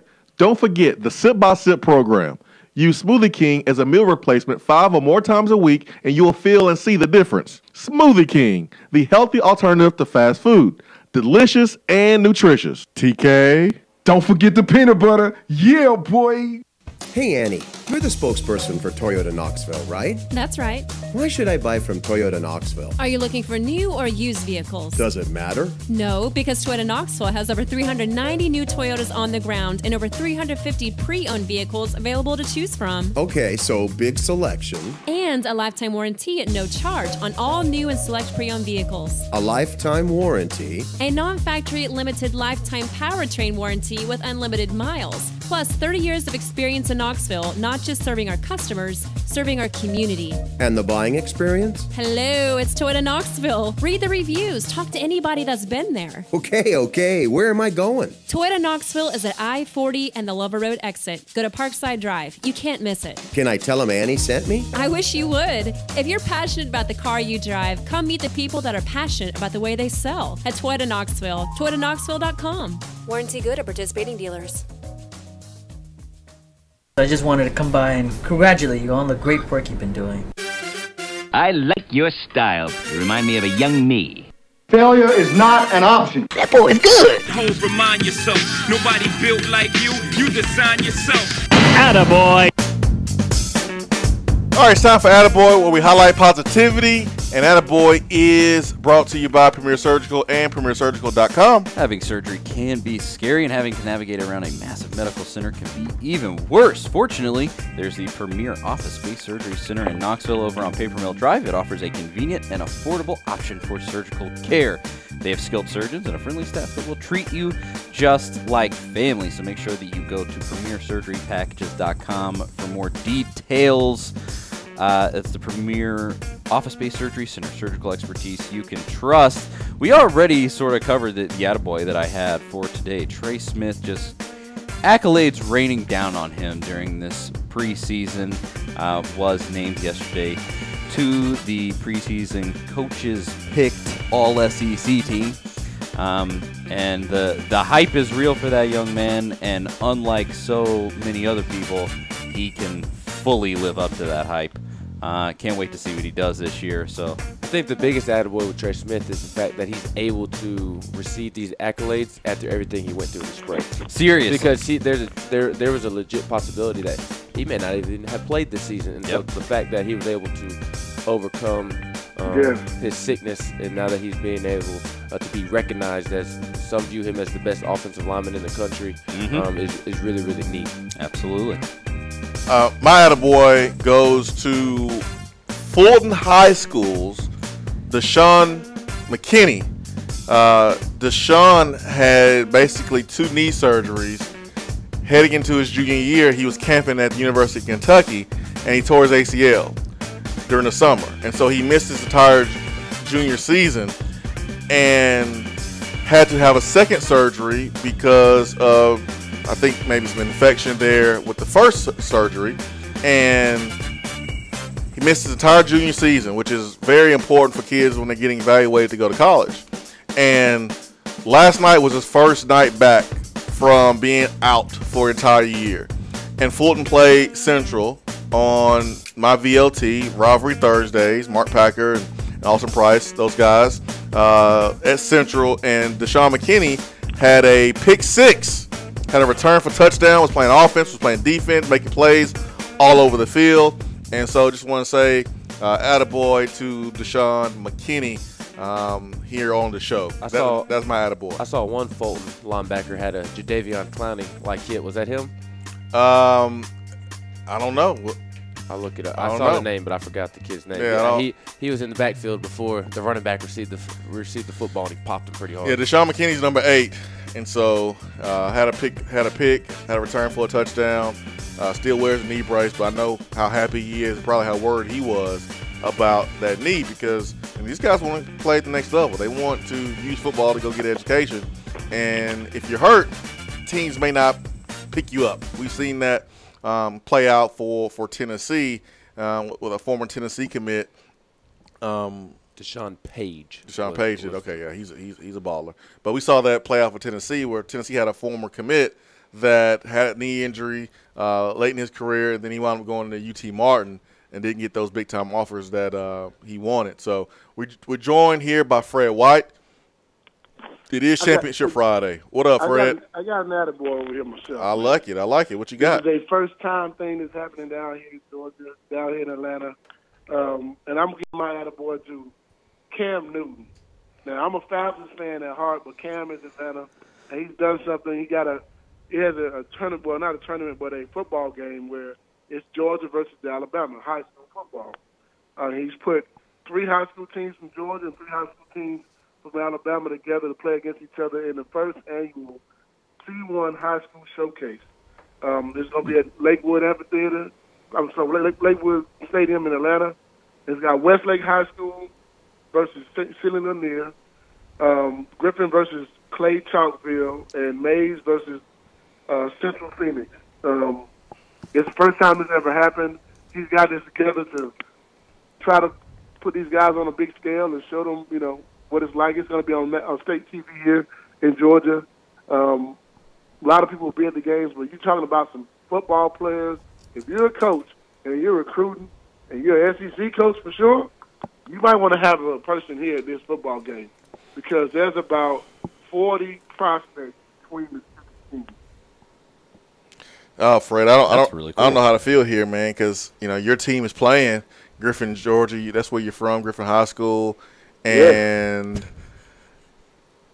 I'm a Bama boy, man. When it comes to high school football, man, I'm representing high school football in Alabama, and Clay Chalkville is one of those programs where they always have talent. They always put football as a high priority. They have those youth leagues where they start really, really early, kind of like Maryville. Throughout the years, they've been known to be really, really good. Fred, this is going to be tough for me, man, but I'm going with my Alabama teams on this one, man. I understand. I watched some of the film with my coach yesterday, and they have about 6 prospects, and we have about 6 ourselves. So, you're looking at a football team, 2 football teams is going to be a really good football game. They're ranked number 3 in the state of Alabama, and our team is ranked number 5 in the state of Georgia. So, we'll see what happens. Maybe we can put a little wager on it. There's 3 games, maybe the best out of 3. Now, we're going to be in Charlotte this weekend. There's a lot of things going on with former players getting together, and we are inviting fans to come and join us. And, Fred, you got some things going on, and maybe during the watch party, the Leonard Little watch party, maybe I will buy you a club soda. We can put a club soda on as a wager. I mean, I want my wager to be something completely different, man. Let me tell you something. What you want? There's a hot dog that is at Dead End Barbecue.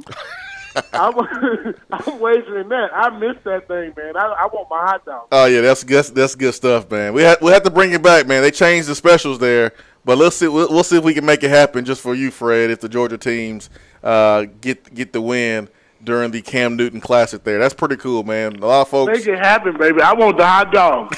all right, Fred. We got you, man. We got you, Fred. Calm down. All right, let's get to the phones and let's get to Jim. Jim, good morning.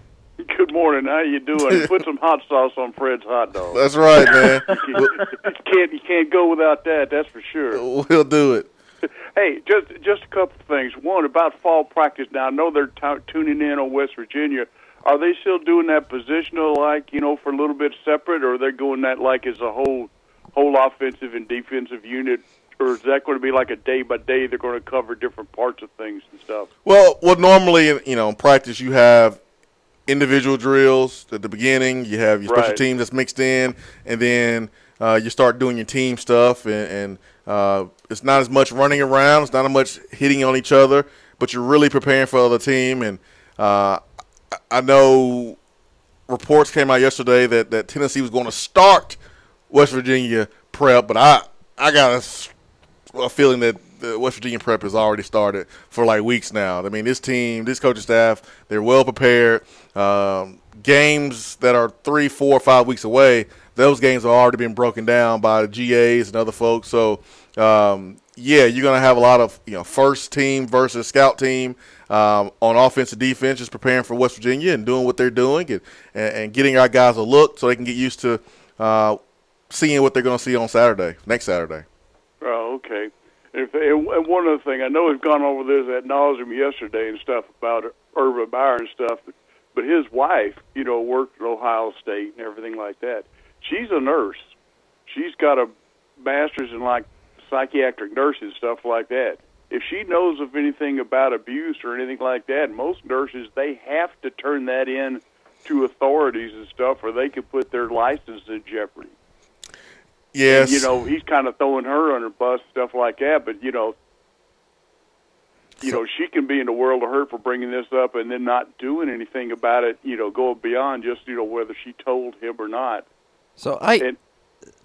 And if it was Charlie and stuff like that, if you want to check, I saw a thing alternate about it. Her brother is arrested for rape and kidnapping and stuff like that. He was a cop up there in Chillicothe or whatever like that. And it just read the article about it, but he's been fired from the police force and stuff like that. And this is all recent. What? Yeah. I had not Read about heard it. about His name is like Robin Mather or something. That's her maiden name. Yep, Urban Meyer's brother-in-law, Brandon Mather, indicted for kidnapping and rape. Yeah. Oh my gosh! Yeah, in 2016. Read the article. I didn't see Read that. the article about what he did. I mean, this is unreal. But I'm just saying, she could be getting herself in some serious trouble like that. Because I worked in the medical field, and like if you see or even suspect it, you're supposed to report it. And she gets these texts and said she's believing all this stuff and everything like that, and she didn't tell anybody. Yeah. If she did, that Urban knew and stuff like that, but it never went anything else on that. Yeah, 2016 this happened, and when Shelley Meyer was asked from TMZ, and this is not a surprise from the Meyer family, but this is what she says: "I'm not close to the situation. Quite frankly, I'm keeping my distance, and I have been for some time." So. Isn't that what Urban's supposed to sort of kind of came out and say? I don't know nothing. I don't know, man. I don't know nothing. I don't remember anything. I don't even know where I'm at right now. I can't see what's going on. What's your name? What? Where am I? The complex? I'm supposed to be at home. If he can't remember where he's at, somebody pull that driver's license where he can't drive around or anything like that, Hey, I know, right? I mean, if you can't remember stuff, I mean, hey, I don't know if you should be coaching on the sidelines. Well, then Ohio State ought to forget to pay him. I know, right? See what happens. Absolutely. That'd be all right. See how much he remembers that. You know what? When he said that, I was sitting there thinking to myself, you just basically gave him an opportunity to fire you because of one thing. You said you can't remember stuff. Goodness. We don't need you to be a coach if that's the case. That's ridiculous. My goodness, man. How sad is that? Yeah, man. Good find there, Jim. I did not know about that. Never known about that. Let's go back to the phones and let's get to Jay. Jay, good morning. Swain, brother, it feels like fall outside. Football's just right around the corner. You know it. Hey, Swain, if Jarrett doesn't get the starting position, there's some people out there that believe that Killer Chris is leading this race, and I know you've spoken about that, but if he doesn't get the starting nod, do you think he transfers? Because it sounds like Pruitt is really high on this JT Strout kid, and it just seems to me that if he can't get the job this year, it sounds like it'll be JT Strout's job to lose next year. First, I think Jarrett is going to be the starter. I think the question is who's going to be the number two. I'll echo what Chris Lowe and Austin Price have said on this show. But let's play the game, and let's just say that these other guys' sources are right, okay? Yeah. And Killer Chris is named. Well, you still have an entire season to play. You never know what might happen. Let's say Killer is named the starter and he gets hurt, or he plays bad, or there's a 2-quarterback plan going to the game and both guys are going to play first game. And Jarrett, just because Jarrett will not be named doesn't mean that it's over. But to answer your question, what if Jarrett is not in there this season and he has a rough season and he's not playing much? Would he transfer? I mean, I wouldn't say that I would be surprised if he did, especially with JT Strout behind, and you got another quarterback coming in, and Jarrett's already been here. This is his third year, so I wouldn't put it past him to transfer, but I don't think it's going to happen, to be honest. I think Jarrett's going to be the guy. And, you know, I think he's a guy that he's not going to just tuck his tail and run. He's going to compete. He's going to fight. He's going to claw. He's going to scratch. And he's not a guy that's going to run from competition. I'd be shocked if he transferred after one game, because even last year, Dormady won the job to start the season, started the first couple of games of the season, but who finished out the season? Jarrett Guarantano. Yeah, and who shut it down during the season? Exactly. So you never, even if Keller Chris did start, you never know what may happen in the first month of the season to where Jarrett Guarantano may need to play. Then maybe he takes off and runs with it. He's a redshirt sophomore, right? Yes. Yes. Okay. Okay. Well, that'll be interesting. I mean, I hope he does. He's clearly got more on talent, and but I guess we'll see. Guys, I saw where the Rivals Top 100, over 25% of the players are from the state of Georgia. I mean, is it the best state now to recruit from? Is it better than Texas and Florida? Don't ask Fred. Because I think don't they also have the most NFL players? Georgia. Yeah. Georgia, it's either Florida or Georgia has the most NFL players. However, let me tell you this. When it comes to football here, high school football, it's really good. You're looking at kids who are getting exposed every week. Like, keep in mind, I just talked about that Cam Newton special thing. They may be broadcasting this live on ESPN. I mean, you got over 40 prospects between 6 teams. 40 prospects on 6 high school football teams. That's a lot. Well, Grayson has more D1 prospects than most states do. Yeah. You know? I mean, they got more D1 prospects than the state of South Carolina. You can go look at I mean, not more D1, 4 and 5 stars than the state of South Carolina does. Yeah. So, I mean, crazy, it's a high bid around here right now. You got to look at, I've gone to watch high school football the last 3 weeks with the preseason. They play preseason games here.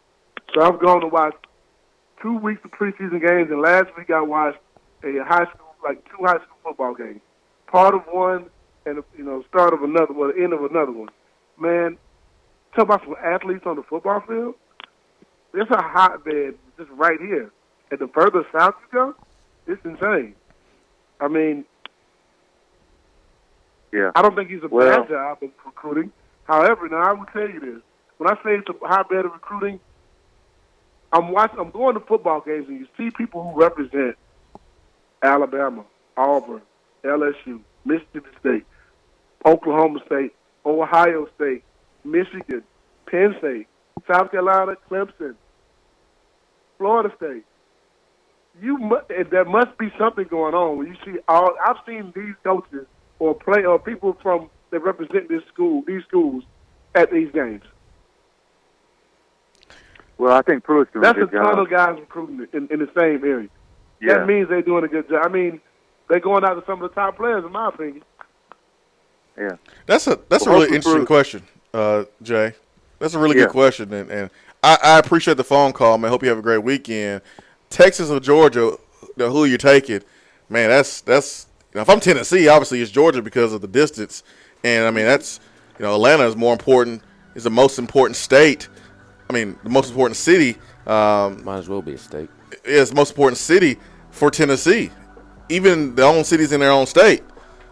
Yeah, I would take Georgia all day long over Texas, and that's crazy because you think about how big Texas is and all those players from that state. But man, Georgia, they don't disappoint.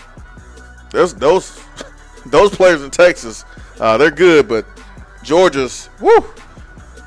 We've seen the talent from that state, the other schools and in our state. It's a little different, man. It's a little different.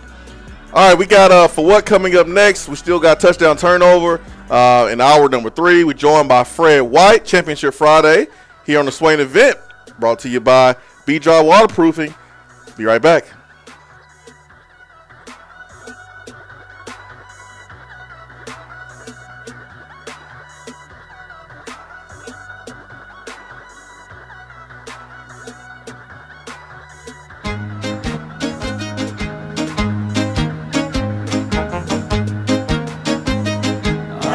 Goes your your car insurance. Nobody likes surprises, so switch to Erie Rate Lock. Get a great rate that stays that way even after an accident, ticket, or inflation. In fact, it's locked until you change a car, driver, or your address. Your Erie agent in Knoxville is InsureFit RM. Get a quote at 865-684-4900. That's 865-684-4900. Erie Rate Lock does not guarantee continued insurance coverage and is not available in all states. JC's Tree and Landscaping Service specializes in quality tree work done at an affordable price. Trimming and removing trees are their specialty. They also offer other services like land clearing, stump grinding, crane services, and all of your basic landscaping needs for both commercial and residential.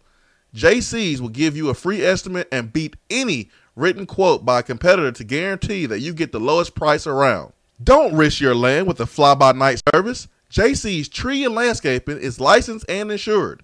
Give them a call at 865-599-3799.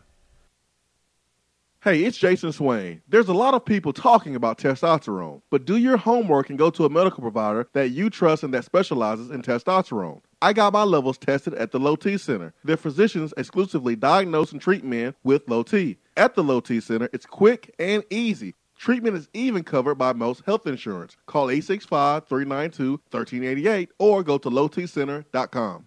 Big Orange football is better alongside another Tennessee tradition, Mrs. Grissom's salad. Mrs. Grissom's ready-made snacks and meals are perfect for game day. Crowd favorites like the select pimento cheese and cranberry pecan chicken salad are delicious and easy to grab and go right from the grocery store. Going to the game? Visit Mrs. Grissom's in Vol Village for the must-have panini grilled pimento cheese hot dog. Man, select the best. Select Tennessee's own Mrs. Grissom's. You don't have to take an L just because you can't listen to the Swain event live. You can catch up on the podcast posted daily on the app, online, and on iTunes.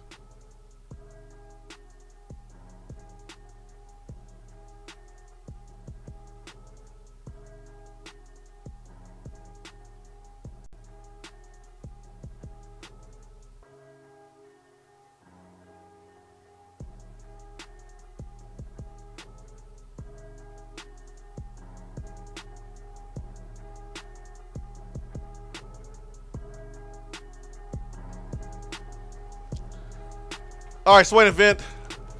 Hour 2 is brought to you by Alumni Hall, alumnihall.com. Get game day ready with Alumni Hall.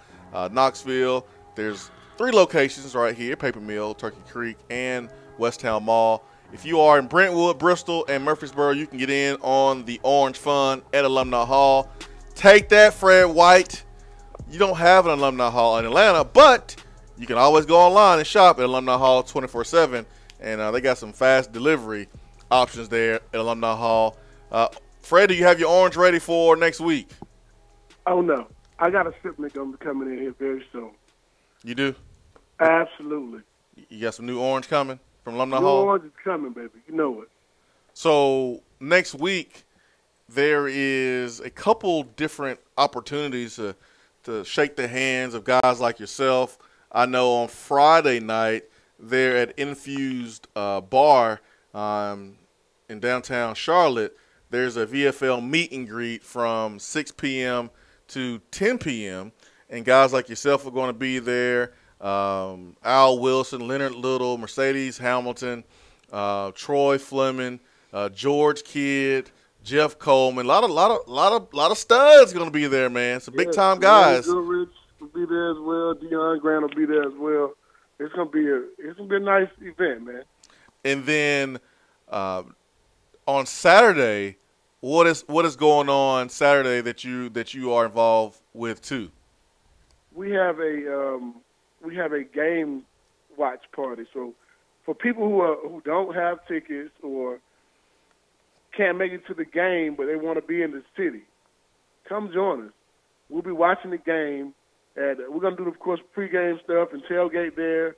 And we'll go over and watch the guys walk into the stadium and those type of things. And we'll come back and we'll watch the game right there with some of our fans who don't have tickets.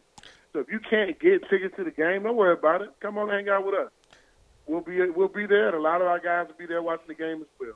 It'll be a good time to sit there and watch some games with some of your former Vols, man, and have a great time doing so.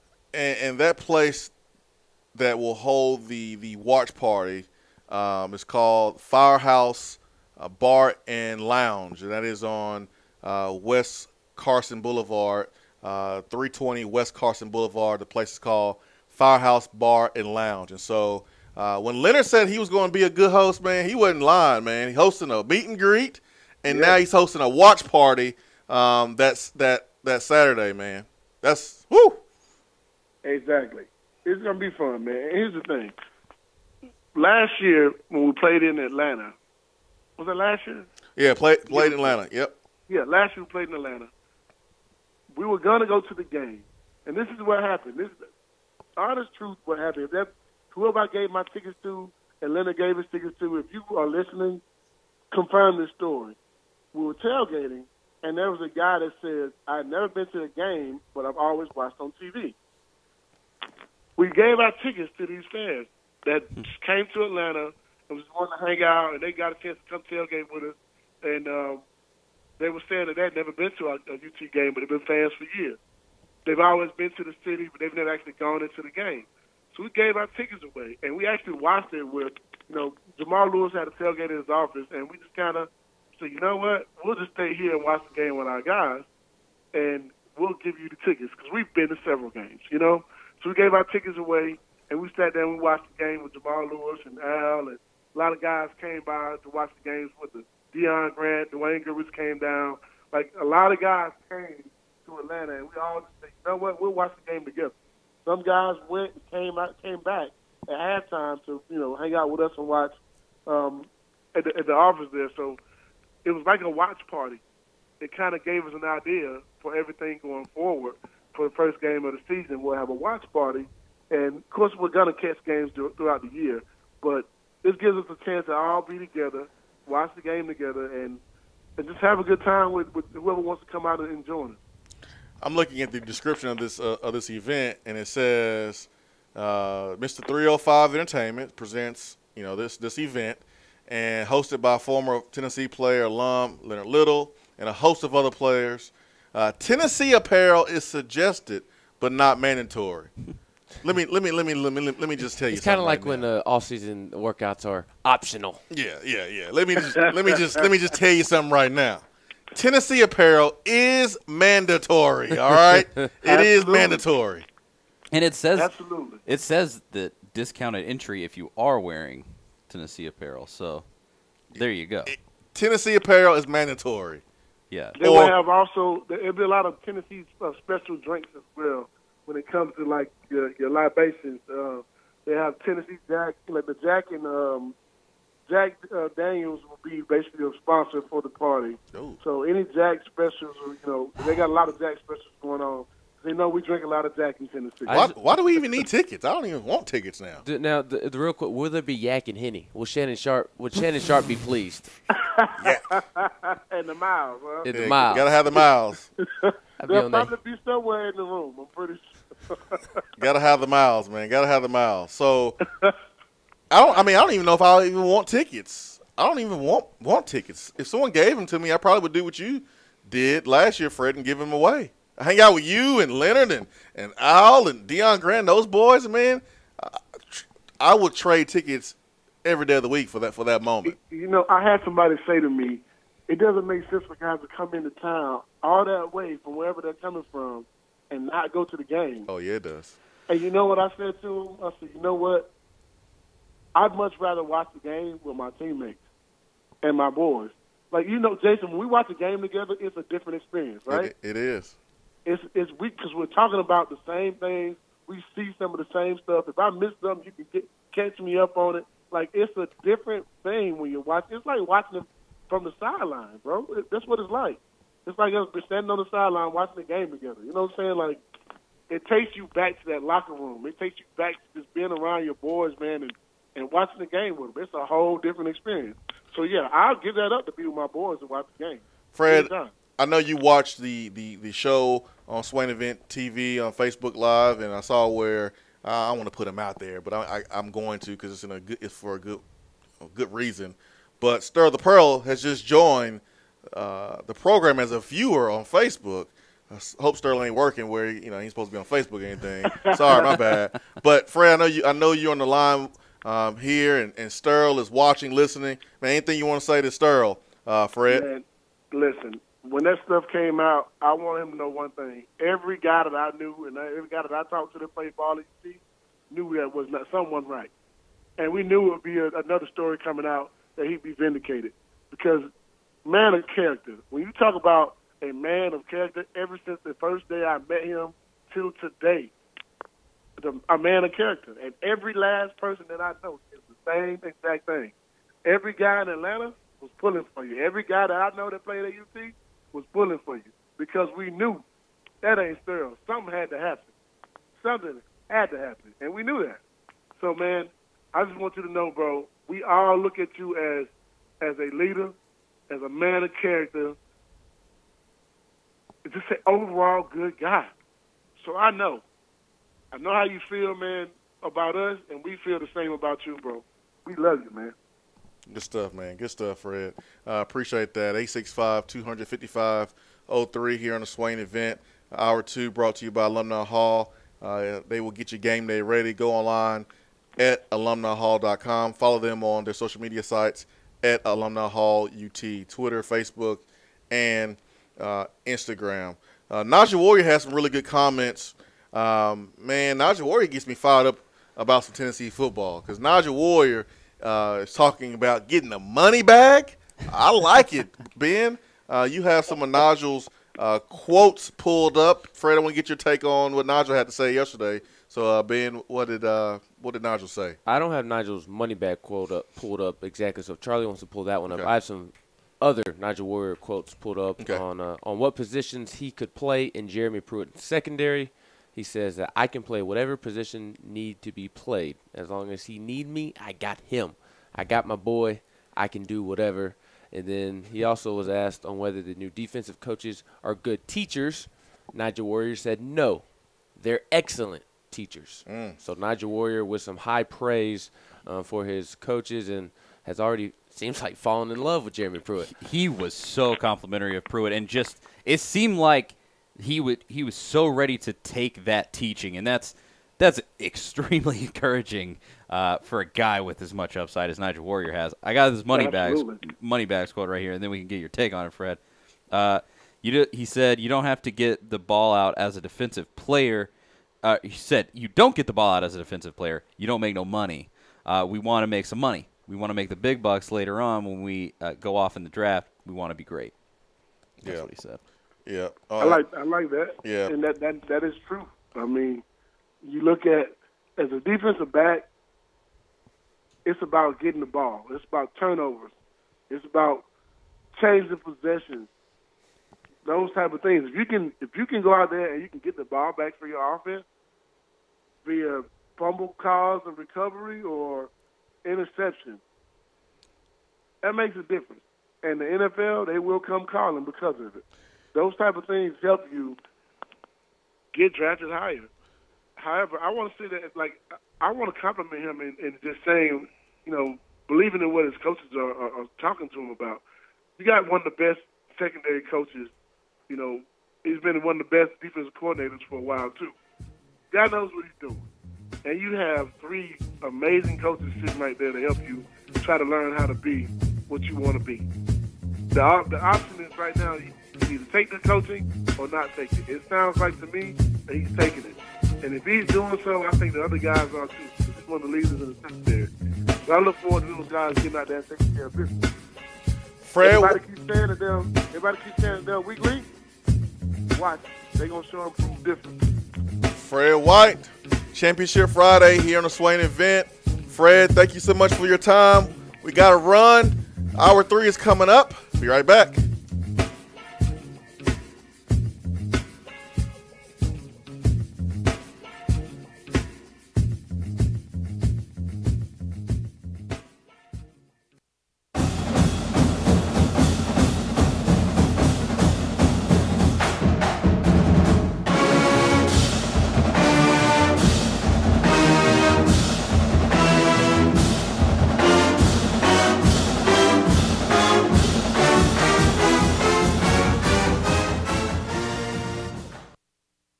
If you love the Swain event and you want more of the show every day, you can now get it with Swain Event Plus. Swain Event Plus features exclusive, in-depth interviews with former Vols. She saved my life.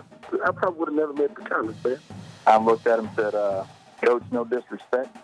I'm going to Tennessee. I'm going to play in the SEC. With Swain Event Plus, you can also get access to the exclusive podcast Reel on the Hill with Tennessee media legend John Bryce. What is going on there with that battle? Had lunch with some folks over the course of this past week who indicated some inside the program believe that Jarrett Garantano is really ready to take that next step. So go to SwainEventPlus.com right now to sign up and check out all of the amazing extras that you can get. That's SwainEventPlus.com. Get more. Hour 3 of the Swain event is brought to you by the Low T Center and LowTCenter.com. Do you know your numbers? Feel like you again. Let us help. It's almost football time in Tennessee, which means it's time to get geared up at Alumni Hall. Find the best selection of Nike, Nike Golf, Tommy Bahama, and all those retro logos you love. Don't forget about your game day crew. Plenty of selection for the ladies, the little balls, and to upgrade their tailgate. Shop now at one of their 6 convenient locations in Tennessee or 24/7 at alumnihall.com. Hey, Annie, you're the spokesperson for Toyota Knoxville, right? That's right. Why should I buy from Toyota Knoxville? Are you looking for new or used vehicles? Does it matter? No, because Toyota Knoxville has over 390 new Toyotas on the ground and over 350 pre-owned vehicles available to choose from. Okay, so big selection. And a lifetime warranty at no charge on all new and select pre-owned vehicles. A lifetime warranty. A non-factory limited lifetime powertrain warranty with unlimited miles. Plus 30 years of experience in Knoxville, not just serving our customers, serving our community. And the buying experience? Hello, it's Toyota Knoxville. Read the reviews. Talk to anybody that's been there. Okay. Where am I going? Toyota Knoxville is at I-40 and the Lover Road exit. Go to Parkside Drive. You can't miss it. Can I tell them Annie sent me? I wish you would. If you're passionate about the car you drive, come meet the people that are passionate about the way they sell at Toyota Knoxville. ToyotaKnoxville.com. Warranty good at participating dealers. If you love the Swain event and you want more of the show every day, you can now get it with Swain Event Plus. Swain Event Plus features exclusive, in-depth interviews with former Vols. She saved my life. I probably would have never made the college, man. I looked at him and said, Coach, no disrespect. I'm going to Tennessee. I'm going to play in the SEC. With Swain Event Plus, you can also get access to the exclusive podcast Reel on the Hill with Tennessee media legend John Bryce. What is going on there with that battle? Had lunch with some folks over the course of this past week who indicated some inside the program believe that Jarrett Garantano is really ready to take that next step. So go to SwainEventPlus.com right now to sign up and check out all of the amazing extras that you can get. That's SwainEventPlus.com. Get more.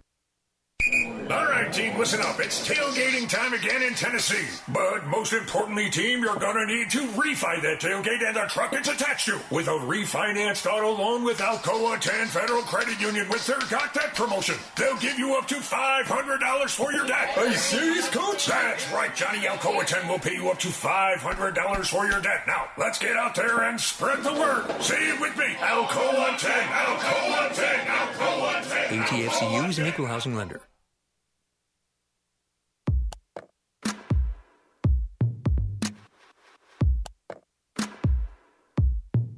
Touchdown or Turnover is backed by Alcoa 10 Federal Credit Union, a place where you belong.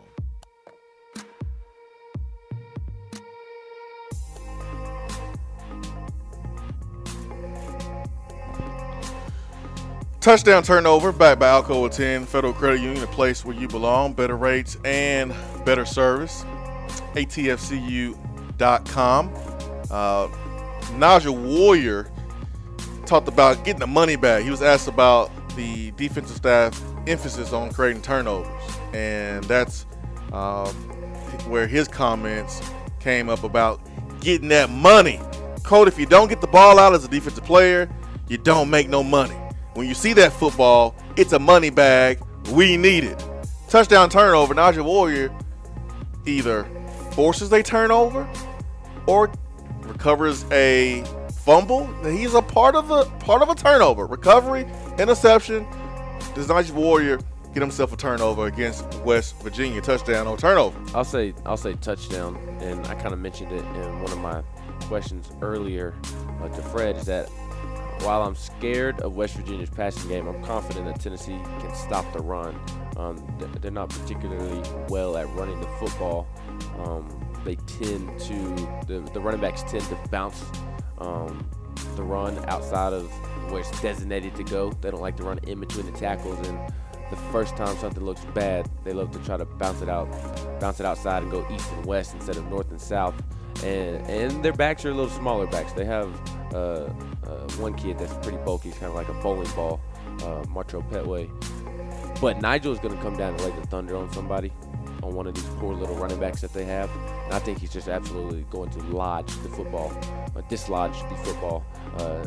And so I'll go touchdown. I think Nigel Warrior has, I think his strength is definitely in the running game, stopping the run. And we know Nigel's going to come up and hit some folks and hit them hard. So I think he's going to be able to create a turnover by hitting one of these smaller running backs. I like it. I would say, just to be on the flip side of this argument, I'll say turnover, because. Why do you hate Tennessee, Charlie? I apologize.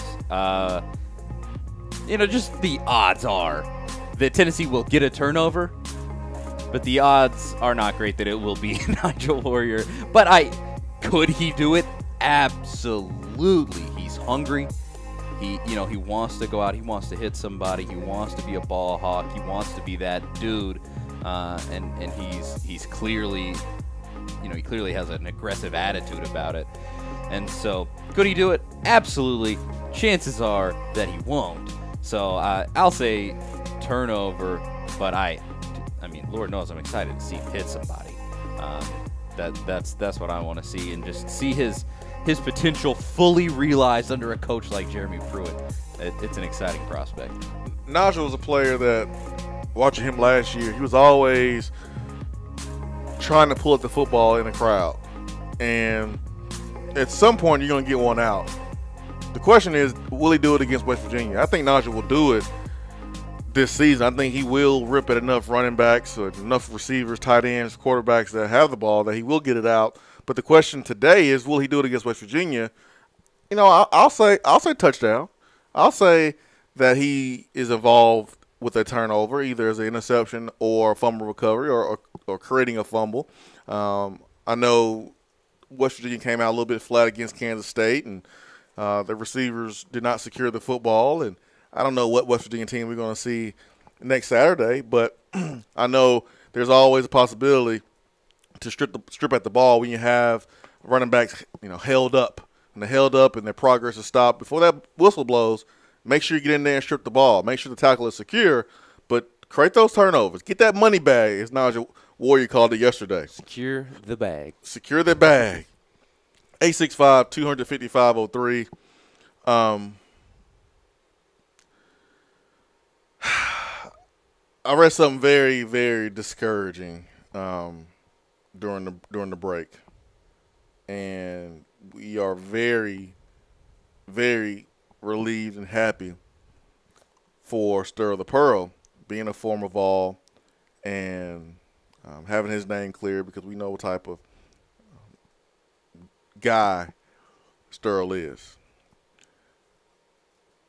But we have a former Vol that's in the news for some really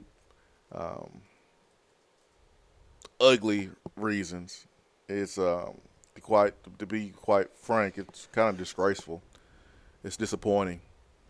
I'm very, very disappointed in this, because I'm a former Vol that lives in Knoxville. And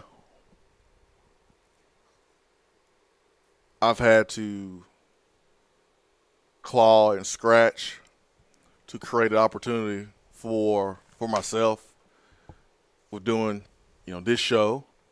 And I've had to claw and scratch to build this thing. And I can tell you right now, I didn't have anybody put anything on a silver platter for me at all. I don't get much help from the people you think you would get help from in my position. I don't. And the reason why we've been able to grow this show is because of doing things the right way, treating people the right way, doing what you say you're going to do, and carrying yourself with class and integrity. And when you are a former player and you live here and you get an opportunity, if you ruin that opportunity, you kind of mess it up for the next guy, for the next former Vol that want to live in Knoxville. So what I'm talking about, and I hate when you have to discuss things like this, because I do look at our former Vols as brothers. It's brotherhood. But at the end of the day, you got a job to do. You got to call a spade a spade. And if this was a different former player in a different market, we would crush them. According to GovVols Extra, Knoxville Police Department officer and former Vol player Geraldo Orta was fired after lying about a bike store burglary. He said everything checked out after he responded to a burglary alarm at a bicycle store. The only problem is he didn't go. And according to this article, when the police officers did arrive to the bike store, there was a gentleman carrying 2 stolen bikes. One suspect dropped one bike, then pedaled away on another. Police Chief Eve Thomas fired Orta August 13th after internal affairs investigation into what he did and didn't do in the early morning hours of June the 3rd. According to the KPD records, the lying wasn't Orta's only offense. The records reveal Orta also was fired for a separate case in which he unnecessarily used his taser to shock a nonviolent detainee, then failed to document it, summon medical assistance, or notify his superiors. Orta, a former football player at the University of Tennessee, is all among a handful of Vols hired by KPD in recent years with the goal of helping foster better community relations.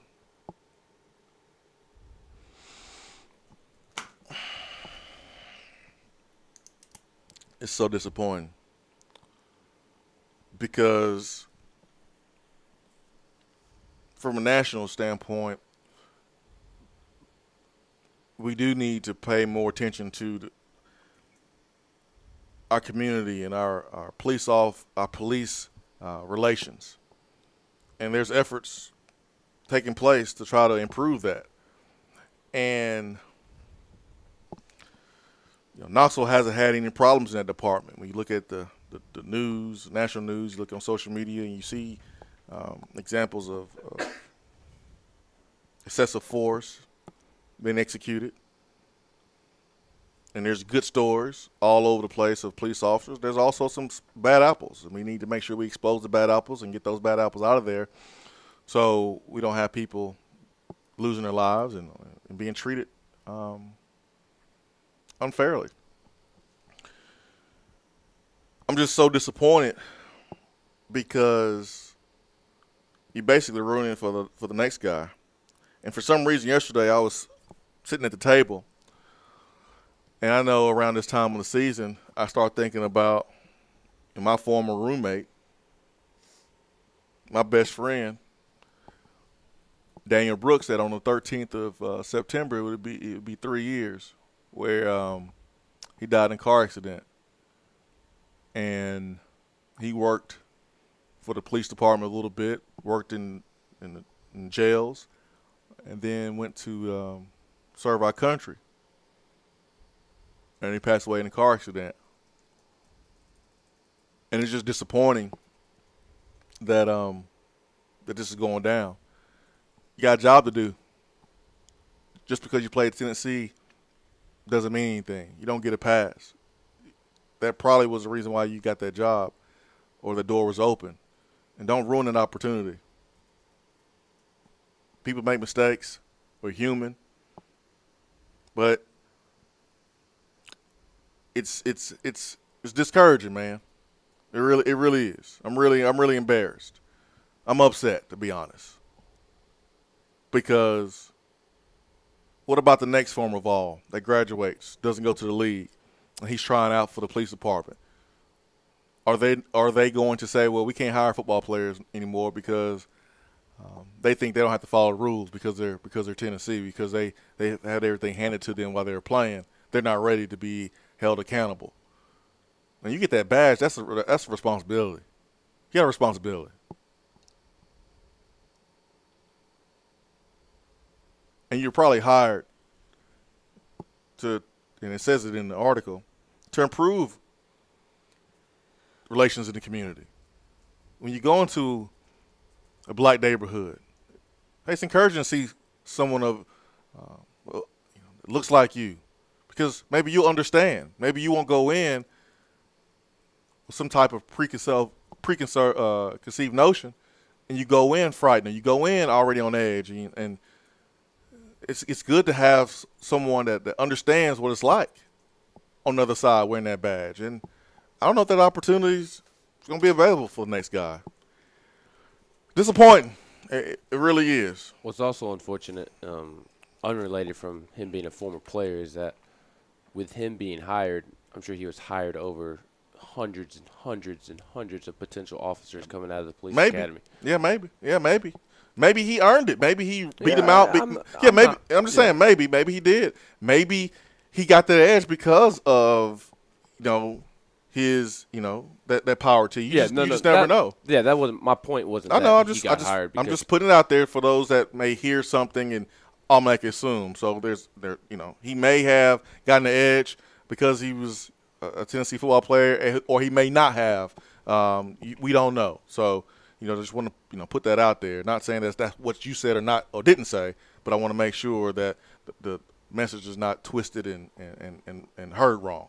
Yeah, it's just disappointing for the reason that you're saying. Disappointing for because ruining it for players that may want to join the force in the future. Disappointing because the positivity of that program. I think with how much negativity there is in national news around police and everything like that, that's so cool. The Knox County Police Department has an outreach program like that, where its entire initiative is improving community relations. Every police department doesn't do that. That's not a regular thing, and just to have the reputation of that program hurt because of this, man, that sucks. That just. The headline: Knoxville Police Department officer and former UT Vol. The picture is Geraldo wearing a UT uniform. That's the picture. We just saw it with Stir the Pearl, who's been out the game for decades. But when he went through what he went through, what was the lead? Former Vol. We gotta be careful out here. You represent Tennessee even when you think you don't. It doesn't matter if you was a highly rated player or a great player at Tennessee. Man, you wore that orange. And you represent all of us out here. All of us. And we make mistakes, we're not perfect, but just be aware. Man, wearing a badge is an honor. It's a responsibility. What if that situation turned ugly and someone lost their life? Swain event.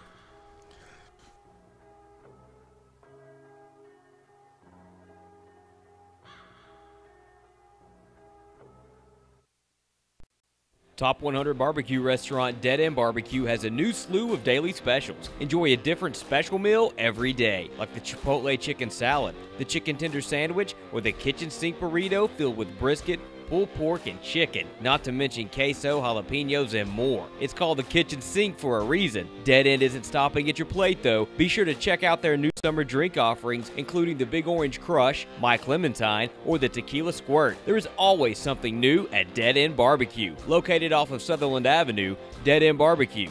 The summer flavor search is over. You're driving home, flashing blue lights in your rearview mirror. The next thing you know, you're being arrested for DUI. Be responsible, but remember, just because you're arrested doesn't mean you're guilty. Call DUI and criminal defense attorney Marcos Garza. Put this number in your phone right now, 865-540-8300, because you never know when you or a friend will need it. Don't say guilty, say Garza. 865-540-8300 and GarzaLaw.com. For what is coming up on the Swain event. Today will be sunny with a high near 85 and a low around 62. Tomorrow will be partly sunny with a high of 86 and a low of 67. Sunday, more sunshine with a high in the upper 80s.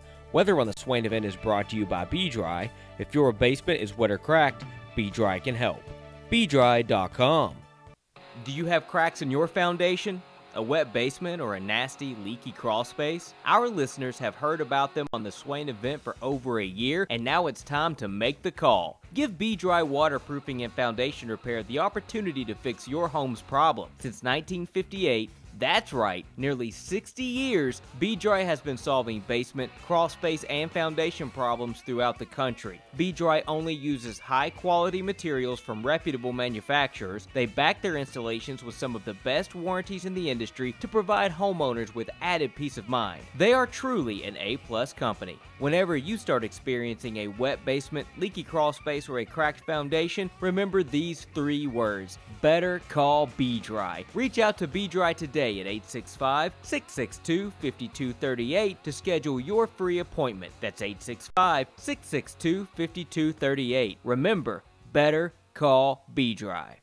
Hey, Annie, you're the spokesperson for Toyota Knoxville, right? That's right. Why should I buy from Toyota Knoxville? Are you looking for new or used vehicles? Does it matter? No, because Toyota Knoxville has over 390 new Toyotas on the ground and over 350 pre-owned vehicles available to choose from. Okay, so big selection. And a lifetime warranty at no charge on all new and select pre-owned vehicles. A lifetime warranty. A non-factory limited lifetime powertrain warranty with unlimited miles. Plus 30 years of experience in Knoxville, not just serving our customers, serving our community. And the buying experience? Hello, it's Toyota Knoxville. Read the reviews. Talk to anybody that's been there. Okay. Where am I going? Toyota Knoxville is at I-40 and the Lover Road exit. Go to Parkside Drive. You can't miss it. Can I tell them Annie sent me? I wish you would. If you're passionate about the car you drive, come meet the people that are passionate about the way they sell at Toyota Knoxville. ToyotaKnoxville.com. Warranty good at participating dealers.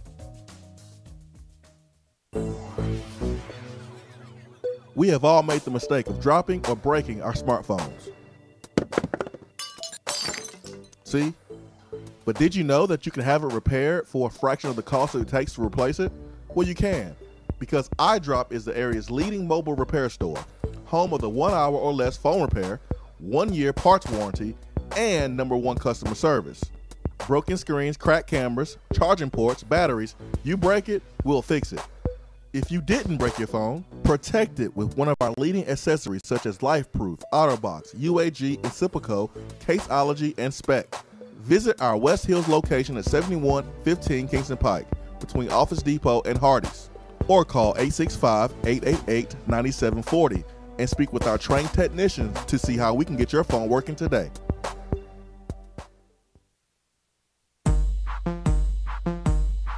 Butch Jones replacing Philip Fulmer on the Jumbotron. For what? People getting drunk and stumbling into the wrong house. For what? Butch saying a chart told him to kick an extra point instead of going for 2. For what? People who break the law while breaking the law. For what? All right, we got for what here in the Swain event. Swain event fueled by Dead End Barbecue. Ben, what do you have for what? Some people may think this is a silly for what, but I view it as a for what, so I'm giving it a for what.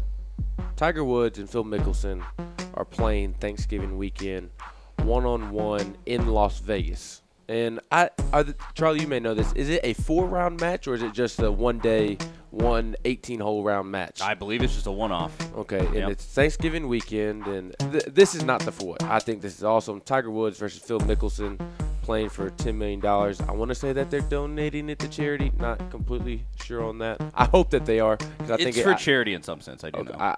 Good, because it'd kind of be silly, in my opinion, to just bet $10 million towards one another and best man wins. But the for what is that apparently it is going to be on pay-per-view. And to me, that deserves a big for what, because even Tiger Woods, I don't think, can draw enough money on a pay-per-view golf match Thanksgiving weekend. I think that is very silly. I think that this has the potential to be really, really great and draw a lot of numbers. You have a lot of people sitting at home Thanksgiving weekend. I know football's going on that weekend, but Tiger Woods has a big draw. Phil Mickelson has a big draw. It's a rivalry. They really don't like each other. They're kind of cordial with each other now, but there's still some weird feelings amongst one another. So I think this is a huge what in making this a pay-per-view viewing and trying to charge people to watch this, because yes, I know that Tiger Woods did phenomenal numbers 2 weeks ago at the U.S. Open. No, whatever major it was. Yep, PGA Championship. Yes. So I know Tiger brought in a ton of numbers. Ratings were up 70%, but I don't think Tiger Woods is capable of reaching a level of pay-per-view to where they're going to make a true profit off of it. So I give putting it on pay-per-view a for what. I don't get this move at all. I mean, it just seems like a cash grab, because it would have been huge if you just put it on TV. The numbers would have been huge. The advertisers would have eaten that up. It's a huge weekend where everybody just sits on their butt and watches sports. And I don't get it at all. I don't know why they did that. I know this is kind of becoming a popular thing, obviously, with boxing matches and stuff, but I've seen there's a giant boxing match between two YouTubers coming up. I think it's this weekend. No. And these guys each have 25 million followers on YouTube. I'm sure they're going to make a lot of money. And yeah, it's supposedly supposed to be a huge thing, and they're doing pay-per-view. It's going to be like $6 per watch or whatever. And I think you and me should do a boxing match. Maybe. We could get like 3 or 4 people to pay for it. Yes. The Swain event boxing match. I don't get it, although it's definitely something that it's a thing these days. I will say, while I think it's silly to make it a pay-per-view, good decision to make it that Friday, the 23rd, because college football, that's rivalry weekend. Michigan, Ohio State, Auburn, Alabama, all the big-time rivalries on that Friday. And, yeah, you'll have a couple of college football games on that Friday, the 23rd. And there will be, I believe there's a couple NFL games on that Friday as well. Yep. But smart decision not to do it on Saturday or Sunday, because as much as people love Tiger Woods and Phil Mickelson, they're not watching them play golf against one another over Ohio State, Michigan, over Alabama, Auburn, over even the Ole Miss, Mississippi State. Yeah, absolutely. So smart decision to at least put it on that Friday instead of make it on that Saturday or Sunday during the weekend when folks will be sitting on their butt watching sports, but specifically football. Yeah, we'll see what happens. I give a quick for what? Of course. You're going to the state of Florida. The state of Florida. You know it. This time it is a Florida candidate for the U.S. House of Representatives. Bettina Rodriguez Aguilera says that she was abducted by aliens, but that does not define her. It says Bettina Rodriguez Aguilera has a long list of accomplishments to bolster her campaign in Florida, but she is perhaps best known for claiming that she was abducted by aliens. In an interview, she said, "It has nothing to do with what I have done. It happened when I was 7 years old," she said. "I'm so proud of the Herald and what they did." And she's, talking about other places where she got other her accolades besides just being, "Oh, that's the alien abduction girl." Here's the thing. It absolutely defines you, because you are perpetually, forever and always. People would think you're crazy. But just, you're always going to be known as, that's the politician that got abducted by an alien. Like, that, it just is. That is what it is. I'm sorry, you shouldn't have said anything. you could have been abducted and just not said anything, and then no one would have known, and you could stand on your own merits. But forever and always, Bettina Rodriguez Aguilera, you're gonna be the alien abductee congressman. There's no way around it. The real question is, do you believe her? So this is a can of worms you may not want to open. Simplistic answer. I believe aliens do exist. It's hard to believe that the universe is as big as it is without other living organisms in it. Have they come to Earth? I don't know. I've seen no evidence of it, but that's just me. Have you ever been abducted by an alien? I have not been abducted by aliens. Good to know. Yeah, I love a conversation. Are you an alien? Short answer, an alien guy. I've never really put a whole lot of thought into it, to be honest with you. No, I agree in the terms of there's other living organisms in the universe, but I don't know that I believe in aliens. Fair. The last little part of this for what? I'll bring up one quick thing on a serious note about this Gerardo Orta firing from the KPD, just to bring some attention to what's really, really important here.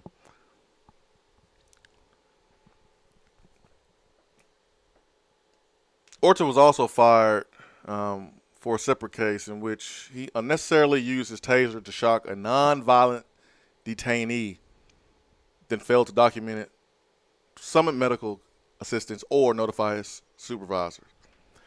And that is why we have NFL players kneeling. That's why we have it. Whether you like it or not, that's the reason. That's the reason. One of them, yeah. Kudos to KPD for holding Orta accountable. 865-200-5503, B-Drive Waterproofing Hotline. Oh, here. I'm not a big alien guy. You don't do aliens? I don't pay. I'm not a big alien guy as far as paying attention to it and following it and all that stuff. I haven't formed an opinion on whether I think it exists or not. See, I'm big in terms of just the entertainment that I consume. I love a good, ancient aliens, conspiracy theories, true crime, stuff like that. So that's right down my alley. Do I believe in aliens or that they're here? I don't know. That's a different thing. But there might be a UFO that might be spotted in Knoxville on Monday or Tuesday. Maybe. A car from Colquitt County pulling up on campus. What is that? Is that an unidentified driving object, a UDFO? UDO. And then a linebacker's going to step out of the car. Is that a human? What is that? Speaking of J.J. Peterson, Mr. J.J. Peterson, also known as Jamarcus Peterson on Facebook. Yeah. When Daniel called in to begin the show and dropped that little tidbit on us, I did what all of us do, and I got on Facebook and I went and creeped on Mr. Jamarcus Peterson. He has dreads. You know what that means, right? Guaranteed baller. Which brings me to my next point. On July 25th, 2018, I wrote that the Memphis Grizzlies will make the playoffs if Marc Gasol and Mike Conley stay healthy. Signed it, documented it. We had a whole thing about it. I'm even more confident about this. You know why? You know who has dreads now? Marc Gasol? Not Marc Gasol. I wish he brought the white man brownish dreads out. But none other than Mike Conley himself has dreads now, and the Grizzlies are guaranteed to win the NBA Finals this year. Dreads does not apply to basketball. Like Samson and Delilah, he will get his strength from the dreads. No. And not in basketball. Conley will lift the Grizzlies up to a championship. It's inevitable. I mean, when I look at it, I think. Not with basketball. Remember, we talked about that. Well, more important than basketball is Mr. Sterl the Pearl himself. Oh. Sterl the Pearl, my man. Good morning. Jay Sweezy, what's the deal, baby? What's happening? Man, what is up, my man? Happy for you, man. Happy for you, man. We've been praying for you and so glad that your name is cleared. So thank you for calling in this morning. Hey, man, I wanted to call in and just give a shout out, man. I was watching for a minute, and I want to thank Fred White, the Desperado, for those kind words, and thank you for all the the kind words you said about me, man. You work hard to try to build equity with people, and that's all I ever tried to do, man. And it's just a mistake that was made on a small mistake on a large platform, and it's just incredible how the authorities continue to do their job and actually saw what was right. Stir, I saw your sit down interview with TV outlet here in town, and you talked about helping other people avoid being a victim of a scam. And what can you share with us about kind of your plans to help people avoid the situation that you find yourself in? Well, it's simple. You try to be independent and do things on your own and use your knowledge that you've gained and gained throughout your life. But it's simple. Whenever in doubt, call the authority. Call the white collar crime division here in Knoxville. Call the Secret Service in D.C. Call the postmaster. Get in front of it. I got behind it thinking I was vetting the process and the fact that I did not take any money, that I was absolutely being compliant. But what happened is, the authorities are investigating so many cases that we just don't know about. And you never know who's saying what about you. So when certain pieces of information come to the authorities that fit holes of cases that you have no idea what's going on, and you're thinking that you're remaining compliant and being a lawful citizen, unfortunately, it's only one thing to do once those holes are filled because of somebody saying something that you did or might be doing that, they have a job to do, and their job is to move the process along and try to bring you into custody. Yeah. So once that warrant is issued, you have nothing to do but fulfill it. And to fulfill a warrant, you have to turn yourself in. And once you turn yourself in, the holes that information is given to them that you may have filled on investigations that you know nothing about become public record. That's what you get charged with. Now, if you did nothing, once you bring your side of the story to the authorities, they will continue to investigate, and then the right thing will be done. In my case, I'm just blessed that I had my communications and exactly what I was in black and white versus them having to guess and take my word versus somebody else's. Now, what happens now is you got to, in the block of issues that I fell in, I told all the authorities that I'm willing to help. And that's to answer your question, Jay Swain. I want to help anybody that gets caught up in these situations, because these other schemes out there that, mine was they sent me a check. I took no money. I was trying to, wait until everything was compliant before I even moved on to the next level of my interaction with these people. Other schemes out there where people are sending money across countries and so on and so forth. I've gained knowledge that it's someone in Tennessee that sent over $2 million overseas in the past 3 years, thinking they're helping disabled vets and things of that nature. So these scams out here are sophisticated, and they prey normally on the elderly. So I want to help, and the best help I can, and the best advice I can give anybody, when in doubt, call the authorities, let them get in front of it. That way they can bring some of these people to justice. Not everybody knows you like, Fred and myself, and, we've done business together, so I know what type of guy you are, know what you stand for. And so when I first heard the news, of course, I reached out to you and let the process play out. But other folks may not have known you and probably jumped to conclusions. What's been the outreach of support been like for you? And have you been able to secure some of those opportunities that may have affected you by simply just being accused? Well, I got to tell you this, Jay Swain, and I said this, I know, if I said it once, I said it 100 times in the past couple of weeks. Man, I've gotten a lot of love, man, a lot of support, a lot of love. Some I even question that I'm even worthy of having, man. A lot of people showed me a lot of love on this. Now, there was some attrition. Of course, some people want to play judge, and those that did, they got exposed. And, as people like you, yourself, and myself, we got a journey, we got a place we're trying to go. So I can sit here and tell you right now that I'm a lot lighter person with a lot less dead weight on me because, some people have exposed themselves, but the love that I've received has made me stronger and helped me get to where I need to go, and hopefully I'll get there faster because my load is lighter.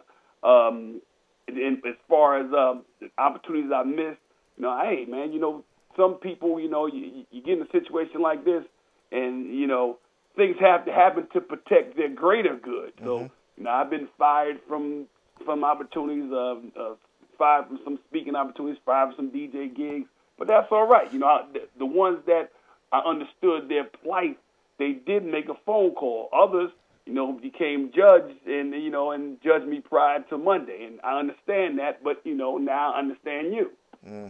Yeah, no doubt, man.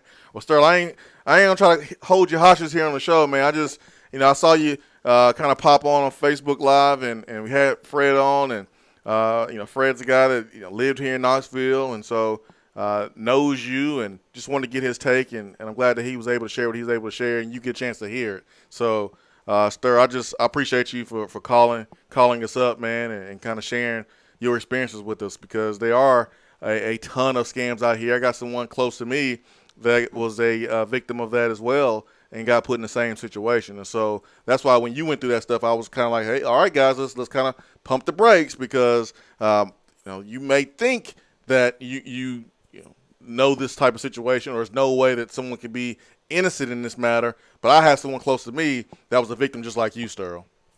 Hey, man, and it's amazing. These guys are sophisticated. But, I think if we can if people get approached, the immediate thing, the right thing to do is call the authorities. They want to help. And I'm thankful they were as zealous to get to the truth in my case as they were to move the investigation forward. Yeah. Sterl, man, hope you have a great weekend. Appreciate you, man. Can't wait to hear you this football season. All love, Jay Swain, man. Continue success, brother. Thank you. Sterling Hinton, also known as Sterl the Pearl, giving us a call this morning. Really appreciate him. 865-250-503. Hour 3 is powered by Low T Center, lowtcenter.com, reinventing men's health.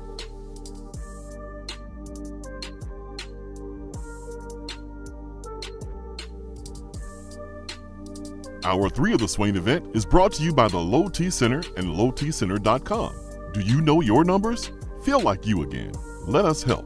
Top 100 barbecue restaurant Dead End Barbecue has a new slew of daily specials. Enjoy a different special meal every day, like the Chipotle chicken salad, the chicken tender sandwich, or the kitchen sink burrito filled with brisket, pulled pork, and chicken, not to mention queso, jalapenos, and more. It's called the kitchen sink for a reason. Dead End isn't stopping at your plate, though. Be sure to check out their new summer drink offerings, including the Big Orange Crush, My Clementine, or the Tequila Squirt. There is always something new at Dead End Barbecue. Located off of Sutherland Avenue, Dead End Barbecue.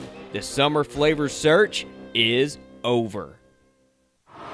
You're driving home, flashing blue lights in your rearview mirror. You pull over, step out of your car, and the next thing you know, you're being arrested for driving under the influence. Now what do? We all should be responsible. But remember, just because you're arrested doesn't mean you're guilty.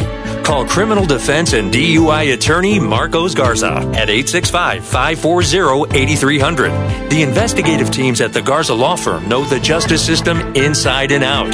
They utilize cutting-edge technologies and investigative methods to prepare your specific case. Before you plead guilty to any criminal charges, call criminal defense and DUI attorney Marcos Garza. Put his number in your phone right now, 865-540-8300, because you never know when you or a friend will need it. Don't say guilty. Say Garza. 865-540-8300. 865-540-8300 and GarzaLaw.com.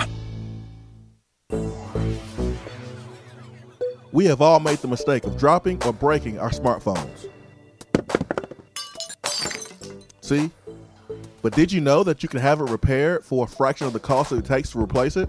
Well, you can, because iDrop is the area's leading mobile repair store, home of the 1 hour or less phone repair, 1 year parts warranty, and #1 customer service. Broken screens, cracked cameras, charging ports, batteries, you break it, we'll fix it. If you didn't break your phone, protect it with one of our leading accessories such as LifeProof, OtterBox, UAG, Incipico, Caseology, and Spec. Visit our West Hills location at 7115 Kingston Pike between Office Depot and Hardee's, or call 865-888-9740 and speak with our trained technicians to see how we can get your phone working today.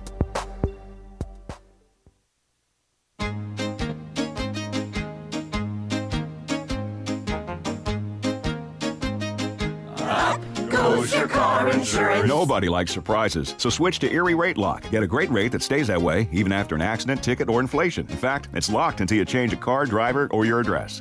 Your Erie agent in Knoxville is InsureFit RM. Get a quote at 865-684-4900. That's 865-684-4900. Erie Rate Lock does not guarantee continued insurance coverage and is not available in all states. If you've ever had surgery, you may have experienced sticker shock when you received all of your bills. There's one for the surgeon, one for the facilities, one for anesthesia. The list goes on, and it can be totally overwhelming. Thankfully, Premier Surgical Associates offers a different way. Premier offers packages for laparoscopic gallbladder and select hernia procedures performed at the Premier Surgery Center on Paper Mill Drive. It's one price, one bill, and you know the total cost up front. It's exceptional care at an affordable price. Visit PremierSurgeryPackages.com right now to find out more about all of the excellent services that they offer. Premier Surgical Associates, expertise you can trust. JC's Tree and Landscaping Service specializes in quality tree work done at an affordable price. Trimming and removing trees are their specialty. They also offer other services like land clearing, stump grinding, crane services, and all of your basic landscaping needs for both commercial and residential. JC's will give you a free estimate and beat any written quote by a competitor to guarantee that you get the lowest price around. Don't risk your land with a fly-by-night service. JC's Tree and Landscaping is licensed and insured. Give them a call at 865-599-3799. At work, can't call in? Don't feel bad. You can talk to the guys on the text box. It's part of the free Swain Event app.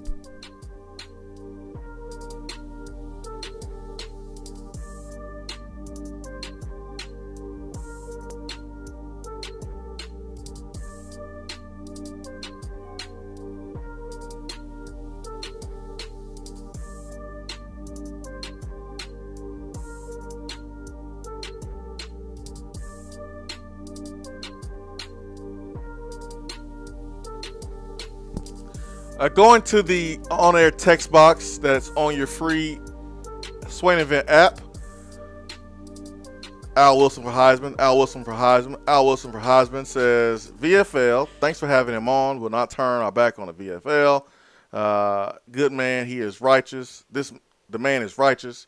A couple different messages from Al for Heisman there. Big fan of Sterl. And I am too. Cotto Vol says, I'm trying to stay even keel on the season. I think Ben said, wait a minute, what is it? I'm trying to, okay. He said that if all goes well, we will end up 7-5 and then 8 with a bowl win. I just have a feeling that West Virginia is going to lean heavy on their passing attack as they should, and then Will Greer will get popped in the mouth a few times and start making mistakes. Any thoughts, gentlemen? Yeah, plenty of thoughts. I mean, that's a possibility. That's a possibility that can happen. Also, it can go the opposite way. They can light the scoreboard up. We can turn the ball over and give them extra opportunities. All we can do is just identify their weaknesses, our strengths, and identify our weaknesses and their strengths. And one of those will be exploited next Saturday. Hopefully, it's theirs and not ours. Follower of Chris has thrown a flag on you. Yeah, the follower of Chris on Twitter, on our text box here says, the play of Chris compels you. The play of Chris compels you. The play of Chris compels you. And that's funny. And then he comes back again and says, Swain penciling in AG as a starter deserves a penalty of 40 days in the wilderness. When in reality, anybody penciling in Keller Chris deserves hilarious. a penalty of 40 days in the wilderness. Yeah, according to what we're hearing, but and there's who knows, man? People got their sources. There's some funny folks that listen to the show. That made me laugh, like in a real way. Follower of Christ. Yeah. The play of Christ compels you. Tennessee Levi says, also excited to see Wanye Morris dominate tomorrow night at 6 p.m. on ESPNU. Randy and I want to say maybe it's San Antonio, but it says SA, says Greer can't complete passes on his back. Need to smack him in the mouth, and I 100% agree. Cardwell says if you haven't seen the new Best Friends Pruitt and Farmer Charlie insurance ad, it's kind of funny. More so, I guess, because we haven't seen much of that side of Coach Pruitt. Love the show. GBO. Is seeing a funny side of a coach to you something encouraging, or is it just a nah? You know, doesn't really matter. I think that's a good thing in terms of relating to players, because I see it with Rick Barnes. He can be extremely stern. He can call these guys out, and he tells them everything, but they love him because he has a soft side. Well, the commercial has nothing to do with his relatability to players, because just the fact that he doesn't take himself completely seriously all the time. No, let me finish. Okay. We know that Nick Saban is different with recruits than he is with media and other folks. Jeremy Pruitt is different with his players than he is in public. You're not a National Recruiter of the Year as an assistant coach.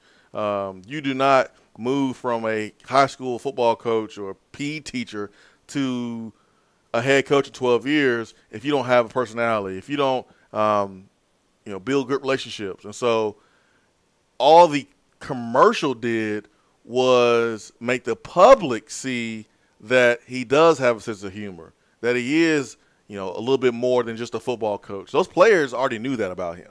They're in meetings with him.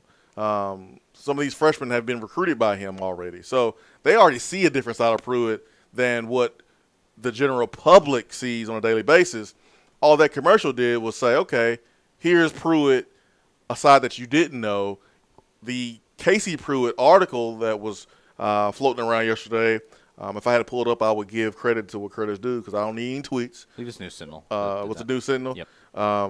But that article kind of highlighted Pruitt does have a personality. From you hearing from Casey Pruitt, Jeremy's wife, that Pruitt does have a personality. He jokes around with the kids at home. He has a son, older son, that Casey jokes around with on Jeremy. And so that commercial just showed the world that, okay, man, Pruitt has a sense of humor. Yeah, he's not as dry and maybe stale as people think he is. On Facebook, Stephen Daniels has a touchdown or turnover for you, Mr. Swain. Tennessee has over 400 yards of total offense against West Virginia. Touchdown or turnover. I mean, that's 100 yards a quarter. Why not touchdown? If you're running the football successfully, you should have over 200. You can't find 200 in the air. I think that's just 100 yards per quarter. I think that can happen. I'll say touchdown. Do you define success on the running game within the running game within a game getting the 200 yards? Is that because in my mind I see Tennessee, I said it last week, I see Tennessee rushing for 150 to 200 yards. My definition of success, it would be looking at the yards per carry. Can we pick up those 4 yards? Also, Tyson Helton sticking with the run even when you may get 3 yards or you may get 2-yard gain here, but then you continue to stick with the run and bam, you pop one. Watching a little bit of the Kansas State game from last year, West Virginia, Kansas State's offense coordinator was absolutely garbage, and that's why he's not here this year. But Kansas State obviously had the advantage up front, and he got cute. He was running east and west instead of north and south, and Kansas State won the game, but Kansas State should have beat him a lot more. Kansas State controlled the game from the opening kickoff. Got a turnover, made some plays, but just very, very bad play calling for the offense coordinator. And if Tyson Helton can just stick with the run, I think Tennessee could be very successful and be be a team that rushes for over 200 yards. I really believe that because we talk about 100 yards per quarter. Yeah, I mean per half. I see us doing that, and 400 yards, that's 100 yards a quarter. Yeah, I see us doing that too. You break it down by quarter. When I kind of break it down in my head, I do it individually. Like I see Jarrett Guarantano having success through the air by throwing for 225, 275 yards in there. And if I also think that, okay, Tennessee should be able to run for 150 to 200 yards, simple math, that's well over 400. So I agree. I think, like I said, my worry is not Tennessee's offense going up against West Virginia's defense. The elements for success are there. You can have success there. Can you slow down Will Grier and that passing attack? But just with the offense, looking back at last year and what really needs to be improved on is just offensive efficiency. More than racking up yards, which I think this offense could do, it's converting those yards into points where the team last year could get into the red zone on occasion and, would just freeze up. You saw it against Florida do twice. Nothing. Yes, exactly. Have to finish drives. So obviously producing a lot of yards will help you on that road, but it has to produce points also. But I am very much in agreement with Ben here. To me, this game comes down to stopping Will Grier. You can't let him take the top off the defense. You got to get to him there in the backfield, and then that's why I think disagree. Your chance of success goes up mightily. I disagree there. Okay. This game is not about stopping Will Grier. The game is about stopping the run first, so that way Will Grier doesn't have opportunities to go back to pass with our linebackers thinking that it may be run. I mean, we want their offense to be one-dimensional. And Will Grier is not successful if you can't stop the run. So if you can stop the run, now Will Grier is forced to pass, and you can just peek your ears back. You can blitz. Our defensive ends know what's happening. Our outside linebackers know what's happening. When you know 100% is a pass, it's a whole lot easier to guard. So I disagree a little bit. It ain't about just Will Grier throwing the ball. It's about stopping their run first and making Will Grier more dimensional. Justin Goforth makes a good point on Facebook saying that as long as JG can get rid of the ball and not take the sack, we'll be fine. And I agree with that point because JG did have a little bit of an issue last year with holding on to the ball for a little longer than he should, and that necessarily wasn't his problem. It's when the wide receivers aren't getting open and the offensive line isn't blocking, it's kind of hard to get in a rhythm, get a feel for the game. So yeah, some of it was him. Not all of it was on him. Correct. But I guess going off of that point, have you seen that improvement from him this fall camp in the spring, or have you not seen enough to really definitively know if he's improved in that area? He has improved, but it's nothing like flying bullets. Tennessee is going up against Tennessee, and Jeremy Pruitt is the head coach. He's defense coordinator. How much of that is going to work against a team with the opposite uniform, with a different uniform on the opposite side of the football? So Jarrett's improvement will be tested next week.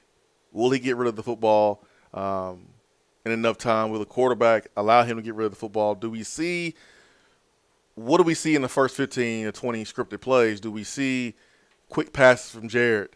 Tyson Helton trying to develop Jarrett's confidence, get him into a lather.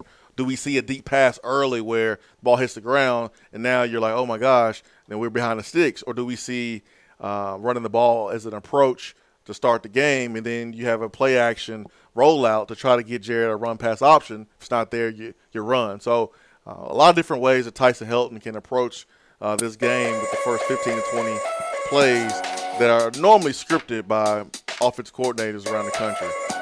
All right, that is our time for the week. Hope you have a great weekend. For Ben McKee and Charlie Burris from Jason Swain. And right quick before we leave, the Swain Event Plus will have a new entry in about 2 minutes. That is former Tennessee running back Gerald Riggs, former five-star running back. We talked for about a good hour and 25 to 30 minutes. And so the players-only meeting is wide open. So if you're not a member of Swain Event Plus, get locked in right now and tell us what you think about the Gerald Riggs interview up now at SwainEventPlus.com. Have a great weekend. We are out.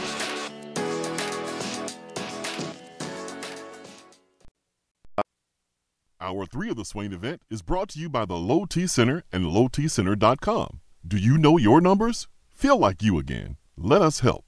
Today will be sunny with a high near 85 and a low around 62. Tomorrow will be partly sunny with a high of 86 and a low of 67. Sunday, more sunshine with a high in the upper 80s. Weather on the Swain event is brought to you by B-Dry. If your basement is wet or cracked, B-Dry can help. BDry.com. Do you have cracks in your foundation? A wet basement or a nasty, leaky crawl space? Our listeners have heard about them on the Swain event for over a year, and now it's time to make the call. Give B-Dry waterproofing and foundation repair